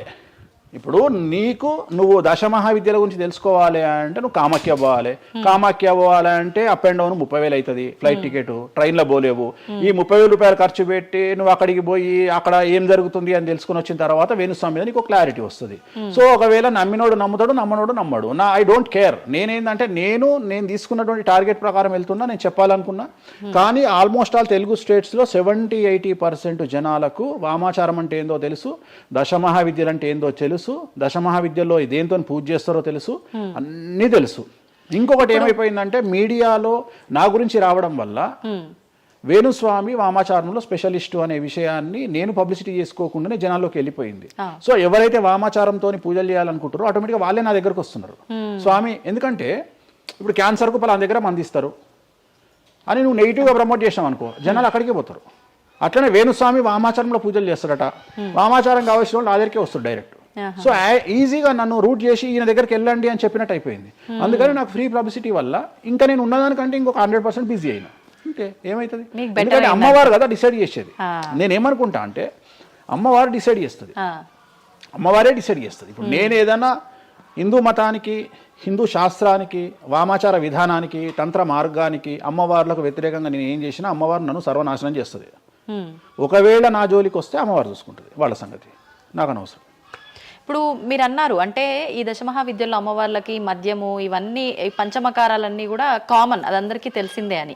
మరి మీరొక్కరే ఎందుకు బల్లగుద్దినట్టు ఇది వాస్తవం అని చెప్తున్నారు? అందరూ చెప్పే విధానం ఏ రకంగా ఉంది అంటే మనలో ఉన్న ఈ చక్రాలని యాక్టివేట్ చేయడము, మద్యము అని అంటే మద్యం కాదు ఇంకేదో అని చెప్పి, మాంసము అంటే మాంసం కాదు అల్లంతో ఇంకేదో మిక్స్ చేస్తే వచ్చేదాన్ని మాంసంగా పలుకుతారు కానీ అది మాంసం కాదు, అంటే జీవిని చంపడం ఇదంతా కాదు. ఈ విధానం చాలా మంది చెప్పుకుంటారు వస్తున్నారు. ఏం చెప్తారు అట్లా? అంటే దక్షిణాచారంలో పూజలు చేసే వాళ్ళు వాళ్ళ దగ్గరికి భక్తులు రావాలి అంటే వాళ్ళు అదే చెప్తారు. ఓకే, నీకు దీనికి ఒక ఎగ్జాంపుల్ చెప్తా. 2 వీలర్ ఎప్పుడైనా వాడినావా నీ లైఫ్ లో? 2 వీలర్ వాడినవా? నేను అడుగుతున్నా తల్లి ప్రశ్న, నిన్నే అడుగుతున్నా. 2 వీలర్ ఎప్పుడైనా వాడినవా? నేను ఎప్పుడు డ్రైవ్ చేయలే. సో 2 వీలర్ వాడిన వాళ్ళకే తెలుస్తుంది ఈ విషయం, చాలా బాగా తెలుస్తుంది. 2 చక్రాల బండి వాడిన వాడు కార్పొరేటర్ దాంట్లో ఆ పెట్రోల్లో చెత్త వస్తుంది. చెత్త వచ్చినప్పుడు బండి స్టార్ట్ కాదు, స్టార్ట్ కాకపోతే మనం కొట్టి కొట్టి కొట్టి కొట్టి మెకానిక్ దగ్గర తీసుకుపోయి మెకానిక్ దగ్గర పెడతాం బండి. ఏ మెకానిక్ కూడా మన ముందు కిక్కు కొట్టాడు. బండి ఫస్ట్ మనం ఆపగానే వాడు చేసేది ఫస్ట్ అది ఇప్పుతాడు మొత్తం. ఎందుకంటే వాడికి తెలుసు ఒకవేళ పుసుక్కున స్టార్ట్ అయితే వీడు నాకు పైసలు ఇయ్యాడు. అందుకని ఏం చేస్తాడంటే దాన్ని కిక్కు కొట్టకుండా మొత్తం డప్పనిప్పి కార్పొరేటర్ క్లీన్ చేసి పైపు తీసి మొత్తం పెట్రోల్ ఇట్లా చూసి అంత పెట్టి చేసినాక ఒక కిక్కు కొట్టగానే కుయ్యి అని స్టార్ట్ అవుతుంది. 50 రూపాయలు ఇస్తారు అంటాడు. రైట్, అయిపోయింది. రెండవది, నువ్వు ఆంజనేయ స్వామి గుళ్ళో పనిచేసే పంతుల దగ్గరికి పో, జ్యోతిష్యం చెప్పించుకో. దోష నివారణ నీకు ఏం చెప్తాడంటే హనుమంతుడికి సింధూరము అంటాడు. అవును.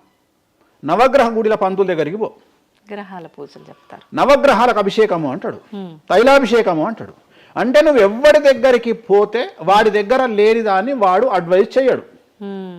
లాజిక్ అర్థమైందా? వాడి దగ్గర లేని దానికి వాడు అడ్వైజ్ చేయడు.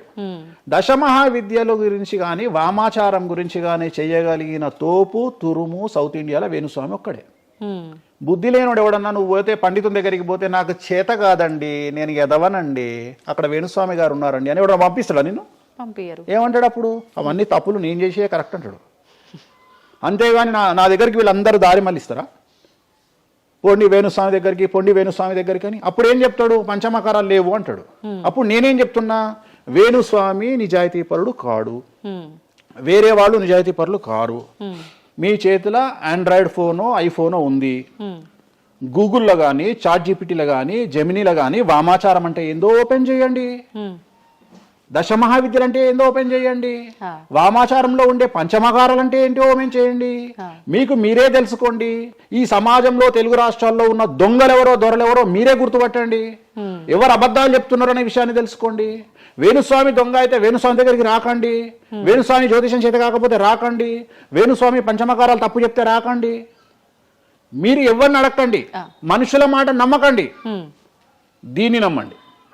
నేను అందుకనే మనుషుల్లో మార్పులు ఉండొచ్చు, మనుషుల్లో భేదాభిప్రాయాలు ఉండొచ్చు, మనుషుల్లో ఈగోలు ఉండొచ్చు. దీంట్లో ఈగోలు లేవు, దీనికి ఈగో లేదు, దీనికి పొసెసివ్నెస్ లేదు, దీనికి ఈర్ష లేదు. మంచిగా ఓపెన్ చేయండి, వామాచారం అని కొట్టండి. వామాచారం అంటే ఏందో చూపిస్తుంది, పంచమకారాలు అంటే ఏందో చూపిస్తుంది, దశమహావిద్యలు అంటే ఏందో చూపిస్తుంది, కామాఖ్య దేవాలయం అంటే ఏందో చూపిస్తుంది. సో పంచమకారాల్లో ఏమేమి ఉంటాయో అదే చూపిస్తుంది. సో పంచమకారాలలో ఒక్కటి మాత్రమే గురుముత మాకు గురువు ఏం నేర్పించిండో అది మేము చేయాలి. మిగిలిన 4 మైథునం, మిగిలిన 4 ఫిజికల్గా పెట్టాల్సిందే. సాత్విక దేవతలు అంటే గణపతి, సరస్వతి, వెంకటేశ్వర స్వామి, చండి, వీళ్ళంతా సాత్విక దేవతలు. మేము దశమహావిద్యలకు వచ్చేటప్పటికి ఉగ్రదేవతలు. ఉగ్రదేవతలకు ఎప్పుడు కానీ డైరెక్ట్గా నువ్వు ఏమైతే సబ్జెక్ట్లో ఉన్నాయో అవి పెట్టాల్సిందే. సో ఉగ్రదేవత విషయంలో కాంప్రమైజ్ అనేది లేదు. ఉగ్రదేవతలకు నువ్వు ఖచ్చితంగా సాటిస్ఫై చేయాల్సిందే. నాకు అర్థం కాని విషయం ఏంటంటే తెలంగాణలో ఆషాఢ మాసంలో బోనాల విషయంలో జరిగే తంతునే నేను కొత్తగా చేస్తలేను, అదే తంతు నేను చేస్తున్నా. మీకు అక్కడ లేని సమస్య ఇక్కడ ఎందుకు వస్తుంది నాకు అర్థమైతలేదు. కానీ అక్కడ బలి అండ్ పానకం, కళ్ళు ఈ 2 సాకపోయటం మాత్రమే ఉన్నాయి. పంచమకారాలు ఏం లేవు కదా. మత్స్యం అంటే ఏంది? చేపతో ఏం కుంపలు మునిగినాయి. కానీ మీరు అన్నట్టుగా చూస్తే ఇక్కడ పంచమకారము, ఇక్కడ మాత్రం పంచమకారం కాదు కాబట్టి విమర్శిస్తున్నారేమో. అవునమ్మా, ఇప్పుడు ముద్ర అనేది అది ముద్ర తంతే కదా, క్రియనే కదా. తంత్ర మార్గంలో ముద్ర అనేది ఒక వ్యవస్థ. మత్స్యము అంటే చేపనే కదా. నువ్వు కొత్తగా పెట్టేది ఏముందాడా? మటను, మద్యము, మత్స్యము, ఇంకొకటి ఎక్కువ వస్తుంది నీకు, అంతే అంతే కదా నువ్వు పెట్టేది. కానీ అది కూడా ప్రాంతాన్ని బట్టి చేయాల్సిన విధానము. దాన్ని తీసుకొచ్చి ఇక్కడ మాట్లాడేది ఏంది, ఎందుకు మాట్లాడాలి అని అంటున్నారు కదా. సో ఇప్పుడు ఒక ప్రాంతానికే దేవత పరిమితం అయితే అట్లా అని కాదు, కొంతమంది ప్రాంతానికి పరిమితమై ఉంటారు, కొంతమంది గ్రామానికి పరిమితమై ఉంటారు, అలా ఉంటూ ఉంటారు కదా. మరి అక్కడ కామాఖ్య దగ్గరే చేయాలి, కామాఖ్య దగ్గరే మాట్లాడాలి, ఆ పూజలు తీసుకొచ్చి ఇక్కడ చేయడం ఇక్కడ నేనేం చేయలేదే అనే వాళ్ళు ఉన్నారు. అవునమ్మా, అదే చెప్తున్నా. వాళ్ళు ఎందుకు అంటున్నారు అంటే వాళ్ళకి పొట్టబోతుంది కదా, వాళ్ళ కూడు దగ్గర నోటి దగ్గర కూడిపోతుంది కదా, మస్తుగా మాట్లాడతారు. ఇది ఏమైతుంది? నేను ఒక లాజిక్ చెప్తా. ఇప్పుడు నీకు ఒక షాపు నడుస్తుంది, బుక్ స్టాల్ అంటే ఎదురుగా ఇంకో బుక్ స్టాల్ పెట్టినప్పుడు ఆటోమేటిక్గా వీటి దెబ్బతింటాడు. నేను ఒక కొత్త మార్గం ఎంచుకున్నా, ఈ కొత్త మార్గం ఎంచుకోవడానికి దమ్ము ధైర్యం కావాలి. నా వేలో నేను వెళ్తున్నా. నన్ను విమర్శించడానికి చాలా మంది వస్తారు. కారణం ఏంటి అంటే వేణుస్వామి ఒక్కడే, వేణుస్వామి ఒక్కడే. కానీ 99 మంది పాజిటివ్ దక్షిణాచారంలో వెళ్తే వేణుస్వామి ఒకడే వామాచారంలో వెళ్తున్నాడు. వీళ్ళకి నేను అందరికీ కాంపిటీటర్గా వీళ్ళు భావిస్తున్నారు. నేనేమంటున్నా అంటే సార్ నీకు నేను కాంపిటీటరే కాదు, ఎందుకంటే మీరందరూ సౌందర్య మన ఆమె పేరు ఇంకో సాయి ఒక ఏమో హీరోయిన్ పేరు ఏదో ఉంటుంది కదా, సాయి పల్లవి. సో మీరంతా సాయి పల్లవి సౌందర్య టైపు, నేను సన్నీ లియోన్ టైపు. నన్ను వదిలేయండి, నన్ను వదిలేయండి. నాకు మీకు కాంపిటీషన్ లేదు. నేను బికినీ మీద తిరుగుతా, నేను అన్ని వదిలేసుకున్నా. నా మొలదారం కూడా తీసి పక్కకు పెట్టిన. అంటే నాకు బట్టలు ఇప్పే అవకాశం మీకు ఇవ్వట్లా, మొత్తం ఇప్పేసుకున్నా నేను ఆల్రెడీ. మీరు ఇప్పుదామంటే ఏం లేవు నా దగ్గర చివరికి నా అండర్వేర్తో సహా నా మొలదారంతో సహా ఇప్పుకున్నా. ఇంకేం లేవు మీరు ఇప్పడానికి. సో మీ పని మీరు చేసుకోండి, మీరు సాత్విక దేవతలను ఆరాధించుకోండి, మీరు ఏం చేసుకోండి. వీళ్ళదంతా ఏ కాన్సెప్ట్ అంటే సువర్ణ పుష్పార్థం అక్షతాం సమర్పయామి అంటే సువర్ణ పుష్పం అనుకొని అక్షతలేనైనా మీరు అదే బ్యాచ్. మంద అనుకొని మటన్ అయినా, మాంసం అనుకొని మటన్ అయినా, మంద అనుకొని స్కాచ్ పోయినైనా నాది ఆ బ్యాచ్. నా బ్యాచ్ నాదే. నేను జెన్యూన్గా ఏం కావాలనో అమ్మవారికి అదే ఇస్తా. చాలామంది శాస్త్రంలో వారాహి అమ్మవారికి ఎరుపు రంగు అన్నము నైవేద్యంగా పెట్టమని చెప్పారు. ఇక మన మేధావులు ఇంత కుంకుమ తీసుకొని అన్నంలో కలిపి ఇక ఫీల్ అవుతుంటాడు, ఇక వాడికి రక్తం కలిపినట్టే ఇక తీసుకొచ్చి పెడతాడు. అంటే నువ్వు అమ్మవారిని పిచ్చిదాన్ని చేస్తావా? శాస్త్రం ఏం చెప్పింది, నువ్వేం చేస్తున్నావు అంటే చెక్ చేసుకోమని చెప్పి ఇవి చెప్ప చేత కాదు ఎవరికి. శాస్త్రం ఏం చెప్పింది, వారాహి అమ్మవారికి ఎరుపు రంగులో అన్నం పెట్టమని చెప్పింది. నువ్వేం చేస్తున్నావు, అమ్మవారిని మోసం చేసి కుంకుమతో అన్నం పెడుతున్నావు. ఆ కుంకుమ కూడా ఒరిజినల్ కాదు, డూప్లికేట్ కుంకుమ. సో అక్కడ ఏం పెట్టాలనో నాకు తెలుసు, నువ్వు వాటి పెడతలేవు. అమ్మవారు నిన్నెందుకురా అనుగ్రహిస్తుంది? అమ్మవారు నిన్ను ఎందుకు అనుగ్రహించాలి అంటే నువ్వు అమ్మవారిని మోసం చేసే మొనగానివి కదా, మోనార్కు కదా నువ్వు. నేను మోసం చేయ అమ్మవారిని. రెండవది, నన్ను నమ్మితే నా దగ్గరికి రమ్మంటున్నా. నా మాట వినకండి, వాళ్ళ మాటనే వినండి, ఈ శుద్ధపూసల మాటనే వినండి, నా మాట వినకండి. ఫస్ట్ మీరు నన్ను మెచ్చుకున్న వీడియో దయచేసి చూడకండి. నన్ను యాంకర్లు బట్టలిప్పాలి అని ప్రయత్నం చేసిన వీడియోలు చూడండి. నన్ను చాలా వరకు అంటే ఈయన ఏదో దొరకబట్టి విని ఆ ఉన్న లాస్ట్కు నా ముల్లారం కూడా ఇప్పేసిన, ఇంకేమైనా ఉన్నాయేమో బాడీలో గుంజుదామో అని ప్రయత్నం చేసే యాంకర్ల వీడియోలే చూడండి. నా గురించి నెగిటివ్ పెట్టిన వీడియోలే చూడండి. మీకు నా మీద చివరిగా నమ్మకం కలిగి ఈయన దగ్గర విషయం ఉందంటే రండి, లేకుంటే రాకండి. ఇంకొక విషయం అంటే మీరు ఇంత ధైర్యంగా దర్జాగా ఒక సవాల్ విసిరినట్టుగా మాట్లాడుతున్నారు వీడియోలో మాట్లాడినప్పుడు. మరి మీరు చెప్పినవన్నీ అంటే వేణుస్వామి చెప్పినవన్నీ వాస్తవాలైతే, శాస్త్రంలో ఉంది నేను చూపిస్తానే అతనైతే, ఎంతసేపు ఉన్నా ఆయన పర్సనల్ వీడియోలో చెప్పడము, వేరే యాంకర్ల దగ్గర చెప్పడం తప్ప డిబేట్లకు ఎందుకు రారు, వచ్చి మాతో వాదించవచ్చు కదా, ప్రూవ్ చేయొచ్చు కదా అని చాలా మీరు రెడీనా? డిబేట్లకు రాను. ఎందుకని? కానీ మనం అగ్రిమెంట్ పేపర్లు రాసుకుందాం. నీ ద్వారా చెప్తున్నా నువ్వు కామాఖ్యకు నేను తీసుకుపోతా. నేను చెప్పిన దాంట్లో కామాఖ్యలో ఏది జరగకపోయినా నా దుకాణం పని చేసుకుంటా. నా ప్రాపర్టీ మొత్తం రాసి చేసి నేను నా ఫ్యామిలీతో సహా దేశం వదిలిపెట్టి వెళ్ళిపోతా, లేదు స్టేట్ వదిలిపెట్టి వెళ్ళిపోతా. అన్ని వాస్తవం అని మీరు ప్రూవ్ చేస్తారు. అక్కడ అక్కడికి నేను ప్రూవ్ చేసిన అవసరం లేదమ్మా. నీకే ₹1,00,000 ఇస్తా, పోయి చూసుకొని రాదు కెమెరాలో. ఓకే, ఎందుకు దీనికి ఎందుకు డిబేట్ ఎందుకు? నువ్వే పోయిరా, నీకు నేను డబ్బులు ఇస్తా, ₹1,00,000 ఇస్తా, పోయిరా. ఓకే, పోయేసి అక్కడ ఏమేమి జరుగుతుంది, ఏమేమి పూజలు చేస్తారో నువ్వే చెప్పు. ఇప్పుడు కామాఖ్యలో కూడా అమ్మవారి గర్భగుడి లోపల దాకా ఈ పంచమకార వ్యవహారం కానివ్వండి, బలి సాంప్రదాయం, ఆ బలికి సంబంధించిన విధానం కానీ లోపలికి లేదు, అది కూడా ఏదున్నా మెయిన్ గుమ్మం బయటే అని అంటున్నారు. అది సో ఇది అంతా నీకు ఎప్పుడు రైట్స్ వస్తాయి అంటే చూసినప్పుడు మాట్లాడడానికి వస్తాయి. నువ్వు ఎవరో చెప్పిన దాన్ని నన్ను కార్నర్ చేయడానికి అడిగితే పనికిరావు. నేను అనే పాయింట్ ఏంటంటే ఇవన్నీ షో చేయడానికి పని చేయనటువంటి వ్యవస్థ. అంటే ఇవన్నీ నేను వీడియో రూపంలో మీ ముందుకు తీసుకురాలనేటువంటి వ్యవస్థ. సో దీనికోసము నువ్వు వాళ్ళ కోణంలో నన్ను ప్రశ్న అడిగినావు అనుకో, నేనేమంటున్నా అంటే నా కోణంలో అడిగిపిస్తా, వచ్చి చూడు. నా కోణంలో నువ్వు ఎప్పుడు అడుగుతావు? నాతో పాటు వచ్చినప్పుడు అడుగుతావు. నువ్వు నాతో పాటు చూడకపోతే నువ్వెట్లా అడుగుతావు? అట్లనంట ఇట్లనంట. ఇప్పుడు నార్త్ ఇండియా వాడు ఉన్నాడు, నేపాల్లో ఉంటాడు, వానికి వెంకటేశ్వర స్వామి విగ్రహం ఏందో తెలియదు. సపోజ్ వానికి ఎవరో చెప్పిండు ఎల్లిగాడు వెంకటేశ్వర స్వామి కాదు అమ్మవారు ఉన్నదని, వాడు కూడా నువ్వు అడిగినట్టే అక్కడ లోకల్ యాంకర్ అడుగుతుంది, ఆడ వెంకటేశ్వర స్వామి కాదట అమ్మవారు ఉన్నదట కదా అంటాడు. నువ్వు చూస్తే చెప్తావు, అరే పిచ్చినాయాలా, అరే ఎదవనాయాలా, ఆడున్నది వెంకటేశ్వర స్వామిరా, దేవుడు రా అని చెప్తావు. ఆ, అవునా? అవును. నువ్వు ఆ కామాఖ్యమ్మ వాడిని చూస్తానని ఇట్లా అడగకపోతుంటే నువ్వేం అడుగుతుంటే నీ వర్షన్ మారుతున్నావు. వేణుస్వామి గారు మిమ్మల్ని ఎందుకు టార్గెట్ చేస్తున్నారండి ఈ ఎదవలు అని అడిగే విధానం మారుతుంది. నువ్వు చూడకపోతే నీకు ఎక్కడ అడుగుతావు.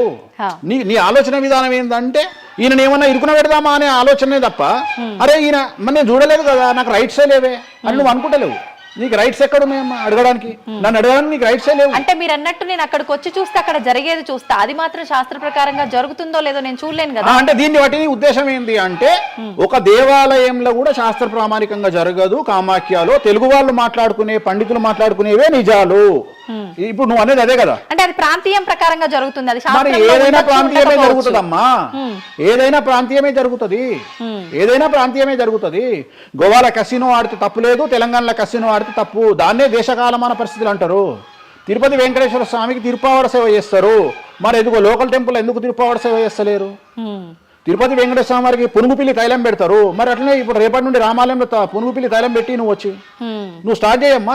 మన తెలుగు రాష్ట్రాలలో నువ్వు ప్రాంతీయత గురించి మాట్లాడుతున్నావు కదా. అంటే ఒక్కొక్క దానికి ఒక్కొక్క కట్టుబాట్లు ఉంటాయి. అవునమ్మా, నీకు కావాల్సింది అల్టిమేట్ గా ఏంది? నీకు డబ్బు కావాలి, నువ్వు కోరుకున్న కోరికలు తీరాలి, అంతే కదా. నువ్వు కోరుకున్న కోరికలు తీరాలి. ఎంతమంది ఎకనామికల్ అఫెన్స్ చేస్తలేరు భారతదేశంలో? టీచర్ దగ్గర నుండి మొదలుకుంటే ప్రతి ఒక్క నువ్వు ₹1,00,000 లోన్ తీసుకొని కట్టకపోతే నీ ఇంటి ముందరకు వస్తారు. 20,000 కోట్లు తీసుకున్నాడు దొబ్బేస్తామని సంఖ కూడా ఎవడు పట్టుకోడు. ఇవి కదా మనం మాట్లాడుకోవాలి. ఇవి చేతగావు. వేణుస్వామి కామాఖ్య నుండి అమ్మవారిని తెచ్చి హైదరాబాద్లో పెట్టిండు అంటే నేను అనే పాయింట్ ఏంటంటే ఇదే చెప్తున్నా. ఇప్పుడు విమర్శించడానికి, బట్టలిప్పడానికి చేసే ప్రయత్నము, నువ్వు సబ్జెక్ట్ గురించి ఆలోచించి వామాచారం అంటే ఏంది, దీనివల్ల లాభం ఏంది, ఇది కదా అడగాల్సిన ప్రశ్నలు. కానీ ఏం చేస్తున్నావు? నీ దగ్గరకు వచ్చే వరకు సాధ్యమైనంత వరకు అసలు కామాఖ్యలో ఇష్టమే లేదట కదా. ఒకవేళ నిన్ను నిరూపిద్దామని నేను విశ్వ ప్రయత్నం చేస్తే చివరికి నువ్వేం మాట్లాడతావు? అది అక్కడ లోకల్ అట కదా. అవును లోకలే, అది లోకలే. ప్రతి ప్రాంతానికి ఆచారం ఉంటుంది. మరి సంక్రాంతి అనే పండుగ ఆంధ్ర వారిది కదా, తెలంగాణలో లేదు కదా. మరి తెలంగాణ రేపటి నుండి వేస్తే జనవరిలో తోలు తీద్దాం ఒకనొకంది చెప్పు, మరి చేద్దాం. పతంగులు ఎగిరేసుడు తెలంగాణ ప్రాంతం కదా, ఆంధ్రాలో కూడా నేస్తే తందాం ఈసారి చెప్పు, మరి నువ్వే చెప్పు. ఎందుకు బ్రిటిష్ వాళ్ళు అలవాటు చేసిన న్యూ ఇయర్ ని మనం జరుపుకోవట్లేదా? అంటే నీకు నచ్చిందేమో. నేను అదే చెప్తున్నా, మీరు చేస్తే సంసారం, వేణుస్వామి చేస్తే వ్యభిచారం. అంటే అర్థమైంది ఏంటంటే యాంకరింగ్. ఇప్పుడు ఇంటర్వ్యూ మనం మాట్లాడుకుంటే సంవత్సరం గురించి మాట్లాడదామంటే నీకు అల్టిమేట్గా కాంట్రవర్సీ కావాలి. ఎందుకంటే జనాలు కాంట్రవర్సీ తన్నుకొని వస్తే ఎంజాయ్ చేస్తారు. ప్రశాంతంగా కూర్చొని ఓం నమో వెంకటేశాయ, వెంకటేశ్వరం కొబ్బరికాయ కొడతాడు, వెంకటేశ్వరం 3 నామాలు ఉంటాయి అంటే ఎవరు చూడడు. ఇట్లా మనం ఇద్దరం పెంట పెట్టుకున్నాం అనుకో, కింద నన్ను వచ్చిండ్రు ఆ దున్నపోతు అని ఒక కామెంట్ పెట్టి ఎంజాయ్ చేస్తాడు. సో ఇవన్నీ చూసి చూసి చూసి చూసి చూసి వెక్స్ అయిపోయినా. నేను ఒకటే నమ్ముతా, ఒక మనిషి విమర్శించంగానే ఆ మనిషి లైఫ్ నాశనం అయితే ఆ మనిషి బ్రతికి వేస్ట్. ఒక మనిషి కొట్టగలిగితే ఆ మనిషి లైఫ్ వేస్ట్. మీరు ఏం కొట్టుకుంటారో, ఏం విమర్శ చేసుకుంటారో మీ ఊహకే వదిలేస్తున్నా. వేణుస్వామి అన్టచబుల్. వేణుస్వామి చాలా కష్టపడి స్థాయికి వచ్చిండు. సో వేణుస్వామి చెప్పేవేవి అబద్ధాలు కాదు. ఇంత పెద్ద స్టేట్మెంట్ ఇస్తున్నా. వేణుస్వామి తప్పు చేస్తే వేణుస్వామిని అమ్మవార్లు సర్వనాశనం చేస్తారు, 1000 ముక్కలు చేస్తారు. వేణుస్వామి సర్వనాశనం అయిపోతాడు. నా జోలికి ఎవడొచ్చినా వాని సంగతి అమ్మవారు చూసుకుంటుంది. ఇంతకంటే బిగ్గెస్ట్ స్టేట్మెంట్ ఎవడు ఇయ్యాడు ప్రపంచంలో, నేను ఇస్తున్నా. సో నేను ఇక్కడున్న తొప్పాసగాళ్ళతో డిబేట్ పెట్టాల్సిన అవసరం నాకు లేదు. నీకు దమ్ముంటే నువ్వు తీసుకురా, ఎవరిని తీసుకొస్తావో నేను డబ్బులు పెట్టుకుంటా, కామాఖ్య తీసుకుపోతా, చూపిస్తా. మళ్ళీ మొత్తం చూపించిన తర్వాత నేను నోట్ల నుంచి ఇది లోకల్ ఇది లోకల్. రాత్రి పెళ్లిలు ఏదైతాయి ఆంధ్రాలో అవుతాయి, తెలంగాణలో ఏ పెళ్లిలు అవుతాయి 11 గంటలకు అవుతాయి. మరి ఇప్పటి నుండి తెలంగాణలో ఎవడన్నా రాత్రిపూట పెళ్లి చేసుకుని తన్నాలే పట్టుకొని. ఇంత పెద్ద గ్లోబలైజేషన్ అయ్యింది. చివరికి బాలయ్య బాబు సినిమాలకు కూడా పరదాలు కాలుస్తున్నాం అమెరికాలో, పవన్ కళ్యాణ్ సినిమాలకు కూడా పరదాలు కాలుస్తున్నాం అమెరికాలో. దీంట్లో రానటువంటి పట్టింపు ఓన్లీ వేణుస్వామి కామాఖ్య దగ్గరికి పోయినప్పుడే వస్తుంది అంటే కావాలని చేస్తున్న వ్యవహారం ఇదంతా వాళ్ళ ఇష్టం. ఇప్పుడు కాసేపు ఇవన్నీ పక్కన పెడితే కామాఖ్య, ఈ జాతకాలు ఇవన్నీ ఇప్పటి వరకు కూడా రకరకాల విపత్తులు అయితే మనం చూసాం. గత ఉగాది మన కొత్త సంవత్సరం నుంచి కూడా ఇప్పటి వరకు చాలా విపత్తులు చూసినాం. అంటే పంచభూతాల్లో ఒక్కొక్కటి ఒక్కొక్క ప్రళయంగా, అగ్ని ద్వారా కావచ్చు, గాలి ద్వారా కావచ్చు, రకరకాలుగా. ఇప్పుడు ఈ గ్రహాల మార్పుల వల్ల ఏవో రాబోతున్నాయని, మొన్న రీసెంట్గా బ్రహ్మంగారి ఇల్లు కూలింది అని, అంటే ఎక్కడ ఏ మూలన ఏం జరిగినా కూడా దాన్ని ప్రతి ఒక్కదానికి లింక్ చేసి దానివల్ల ఏదో దుష్ప్రభావాలు రాబోతున్నాయి, దీనివల్ల ఇబ్బందులు పడబోతున్నారని చెప్పి చెప్తున్నారు. మరి ఈ 2026 మనమైతే ఉగాది నుంచి చూసుకుంటాం, కానీ ఆంగ్ల నూతన సంవత్సరం రాబోతోంది. దీని ద్వారా మనకు ఉగాది వరకు ఈ మధ్య కాలంలో ఎలా ఉండబోతోంది, గ్రహాలు రాశుల పరంగా చూసుకుంటే, పంచభూతాల పరంగా చూసుకుంటే, తర్వాత మనకి ఈ సంవత్సరం మారిన తర్వాత ఎలా ఉండబోతోంది. 20 నిమిషాలు ఆడుకుందామనే ప్రయత్నం చేసిన నీకు ఇప్పుడు చిన్న ఫినిషింగ్ టచ్ ఇస్తా. అసలు నువ్వు జనవరి 1కు ముందు నా దగ్గరికి ఇంటర్వ్యూకి ఎందుకు వచ్చినావు? ఎందుకు రావు? ఉగాది కదా నువ్వు రావాలి. ఉగాదిది సపరేట్, అప్పుడు కొత్త పంచాంగం దృష్ట్యా ఇది సపరేట్. క్వశ్చన్ లేదు. ఎందుకని? తప్పు. దీనికి ఆన్సర్ చెప్పినాకనే ముందరకు పోవాలి మనం. ఉగాది 2026 మార్చి 19 నాడు శ్రీ పరాభవన సంవత్సరం వస్తుంది. దానికి కదా మనం పంచాంగం తీసుకోవాలి. నేను ఎందుకు ముందుగా వచ్చానంటే నేను దానికి ఆన్సర్ చెప్తా. మీరు ఎట్లాగో బిజీ పూజల్లో, మళ్ళీ నాకు అవకాశం దొరుకుతుందో లేదో తెలియదు. కాదు కాంపిటీషన్ జీవితములో నిన్ను నువ్వు నిలబెట్టుకోవడానికి కొత్తదనాన్ని ఎంచుకొని నిన్ను నమ్ముకున్నటువంటి ఓనర్కు నీ పూర్తి కర్త కర్మ క్రియ నీ రిజల్ట్ను ఇవ్వడానికి నువ్వు చేస్తున్నటువంటి ఒక ప్రయత్నం, నిన్ను నువ్వు జనాల్లో కొత్తగా ప్రొజెక్ట్ చేసుకోవడానికి చేస్తున్నటువంటి ప్రయత్నం. అదే ప్రయత్నం వేణుస్వామి చేసిండు కామాఖ్య విషయంలో. అమ్మా ఇట్లొచ్చారా? అర్థమైందా?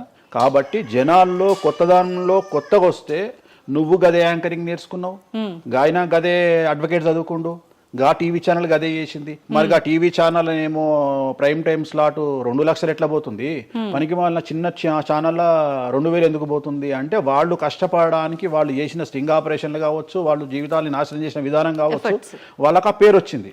సో అట్లనే వేణుస్వామి కష్టపడి ఈ స్థాయికి రావడానికి వేణుస్వామికి అంటూ ఒక బ్రాండ్ ఉన్నది.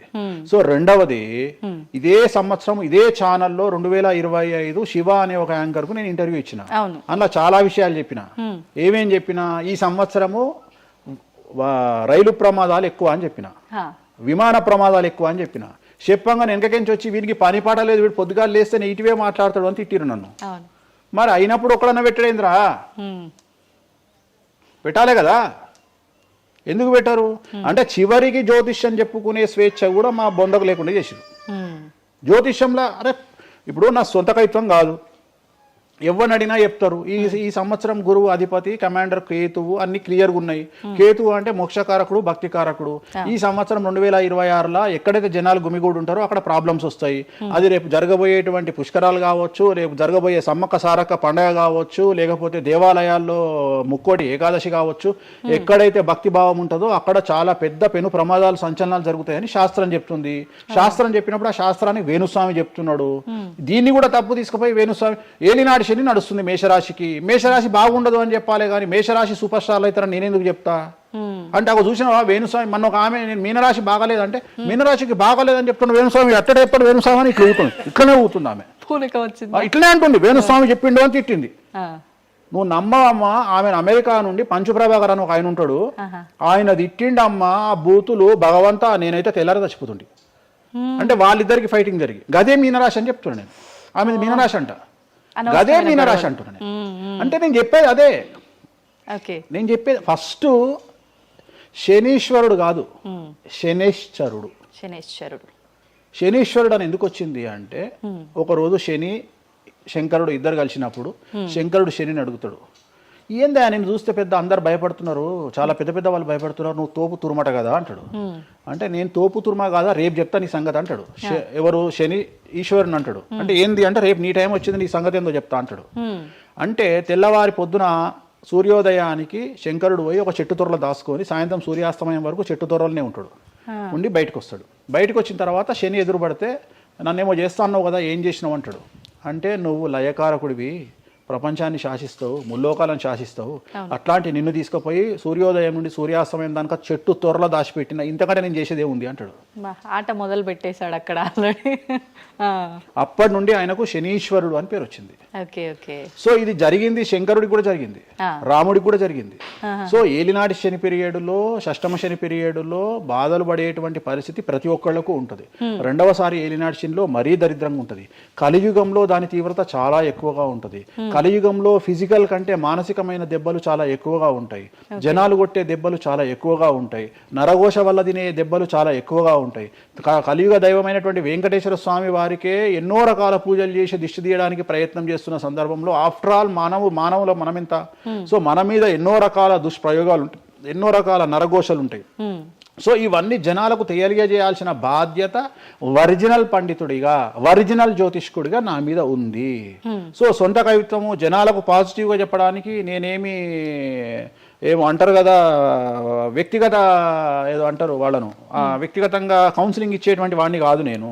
సో నేను శాస్త్రం ఏం చెప్పిందో నేను దాన్ని మాత్రమే జనాలకు చెప్పడానికి నేను ఇక్కడ ఉన్నా. అంతేగాని క్యాన్సర్ వచ్చిన పట్టుకొని నీకు ఏం లేదు అని చెప్పి వాడిని ఇంటికి పంపించి 2 రోజుల తర్వాత సచ్చేటట్టు చేసేటువంటి నీచుడిని నేను కాదు. క్యాన్సర్ వస్తే క్యాన్సర్ వచ్చింది, ధైర్యంగా బతుకు, ఇంకా బతుకు, నీ కోరికలు తీర్చుకో, అన్ని కోరికలు తీసుకొని సావు అని చెప్తా. రెండవది, అన్ని తిని 60 ఏళ్ళు పోతే ఏం తినకుండా 80 ఏళ్ళు బతికితే లాభం లేదు. సో కలియుగంలో ఇవన్నీ సమస్యలు చాలా తీవ్రంగా ఉంటాయి. భార్యాభర్త కారులో పోతే పక్కింటోడు ఏడిస్తొస్తాడు, మంచి కారు కొనుక్కుంటే ఏడిస్తొస్తాడు, ఒక పిల్లగాడు మంచి ఉత్తీర్ణత శాతంలో పాస్ అయితే ఏడిస్తొస్తారు, మంచి ఉద్యోగం వస్తే ఏడిస్తొస్తారు, ఒక పొలిటికల్ బాగుంటే చస్తాడు, ఒక యాంకర్కు డబ్బులు వస్తే చస్తాడు. సో ప్రతి దగ్గర ఏడుపు ఏడుపు ఏడుపు, జలసు అనేటువంటిది రాజ్యమేలుతున్నటువంటి సందర్భంలో తెలుగు రాష్ట్రాలలో అది పీక్ స్థాయిలో ఉండేటువంటి పరిస్థితులలో నిజాలు చెప్పి జనాలని భయానికి దూరంగా ఉంచాల్సినటువంటి బాధ్యత నాది, జరగబోయే నష్టం నుండి కాపాడాల్సినటువంటి బాధ్యత నాది అని ఇంతమంది రాళ్ళేసినా, ఇంత చెండాల పనులు చేసినా, వ్యక్తిగతంగా నన్ను విమర్శలు చేసినా నేను ఎవరిని వ్యక్తిగతంగా విమర్శించడం లేదు. ఎందుకంటే ప్రతి ఒక్కడి ముడి కింద ఖచ్చితంగా సమస్యలు ఉంటాయి. ఈ శుద్ధపూస ఎవడూ కాదు. నాకంటూ నెల రోజులు పక్కకు తీస్తే ఒక్కొక్కటి జాతకాలు చెప్పగలుగుతా అందరివి. నేను వాటి జోలికి బోదలుచుకోవట్లేదు. శాస్త్రం ఏం చెప్పిందో శాస్త్ర ప్రామాణికంగా నేను జనాలకు తెలియజేయాలని కోరుకుంటున్నా. సో లాస్ట్ ఇయర్ ఎట్లా జరుగుతుందో 2025లో అనుభవించిన కష్టం కంటే 2026 ఎక్కువ, 2026 కంటే 27 ఎక్కువ, 27 కంటే 28 ఎక్కువ. 2025 నుండి 28 వరకు సమాజంలో ప్రకృతిలో జరిగే సంఘటనల తీవ్రత చాలా ఎక్కువగా ఉండబోతా ఉంది. ప్రకృతి పరంగా, సామాజికంగా, అగ్ని ప్రమాదాల పరంగా, వాహన ప్రయాణాల ప్రమాదం, చాలా రకాల సమస్యలు ఈ సంవత్సరం ఉండబోతున్నాయి. ఓకే, రాశుల పరంగా ఎలా ఉంటుందండి? సో ఈ సంవత్సరము ఫస్ట్ రాశుల కంటే ముందు మనం మాట్లాడుకోవాల్సింది ఏంటి అంటే, ఈ సంవత్సరము రైలు ప్రమాదాలు, అగ్ని ప్రమాదాలు, వాహన ప్రమాదాలు, అలాగే జన సమీకరణలు ఉన్న చోట, భక్తులు గుమిగూడే చోట, జన సాంద్రత ఉన్న చోట, అది సినిమా థియేటర్లు అవ్వచ్చు, భక్తికి సంబంధించిన ఏరియా అవ్వచ్చు, సో మార్కెట్లు అవ్వచ్చు, మాల్స్ అవ్వచ్చు, వాటిల్లో పెను సంచలనాలు ఈ సంవత్సరం జరిగే అవకాశాలు ఉన్నాయి. ఆర్థిక నష్టము అంటే ఆస్తి నష్టము, జన నష్టము ఉండేటువంటి అవకాశాలు ఉన్నాయి.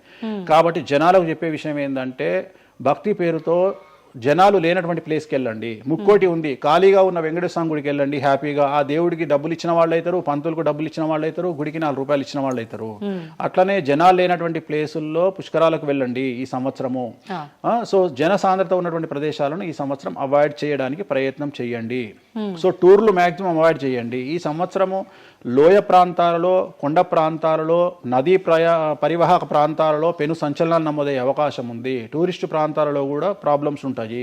ఈ సంవత్సరం భారతదేశంలో కొన్ని ప్రదేశాల్లో మత కల్లోలాలు రేగేటువంటి అవకాశం కనిపిస్తూ ఉంది, కర్ఫ్యూ విధించేటువంటి అవకాశం కనిపిస్తూ ఉంది. సో ఇవన్నీ కూడా ఈ సంవత్సరం చాలా తీవ్రంగా ఉండబోతా ఉన్నాయి. సో జాగ్రత్తలు వహిస్తే మంచిది. ఓకే, ఇప్పుడు అంటే ఇవి ఎవరికి, అంటే ఏదైనా గ్రహాల్లో మార్పులు ఉన్న వాళ్ళకా, లేదంటే అంటే ఇదంతా మనం ప్రకృతి పరంగా చెప్పాలి. ప్రకృతి పరంగా దాంట్లో ఎవరు ఉంటారు అంటే, చనిపోయే వాళ్ళని తీసుకుంటే ఆ బాధితులు ఎవరైతే ఉంటారో వాళ్ళ జాతకంలో ఏలినాటి శనో, షష్టమ స్థానంలో శనో, వ్యయ గురువో ఉంటాడు. ఓకే, సో మనం వాళ్ళే అని చెప్పలేం కదా, అక్కడికి పోయిన వాళ్ళల్లో వాళ్ళు ఉంటారు. ఎవడైతే నష్టజాతకుడు ఉంటాడో వాడికి ఆ ఇన్సిడెంట్ జరుగుతుంది. సో ఇది ఓవరాల్ గా సంవత్సర ప్రిడిక్షన్ అంటారు. సో రాబోతున్నటువంటి సంవత్సరం పేరు కూడా చాలా చాలా చాలా కాంట్రవర్షియల్ నేమ్, పరాభవనామ సంవత్సరము. పరాభవము అంటే ఓటమి, అవమానముతో కూడిన ఓటమి అని అర్థం.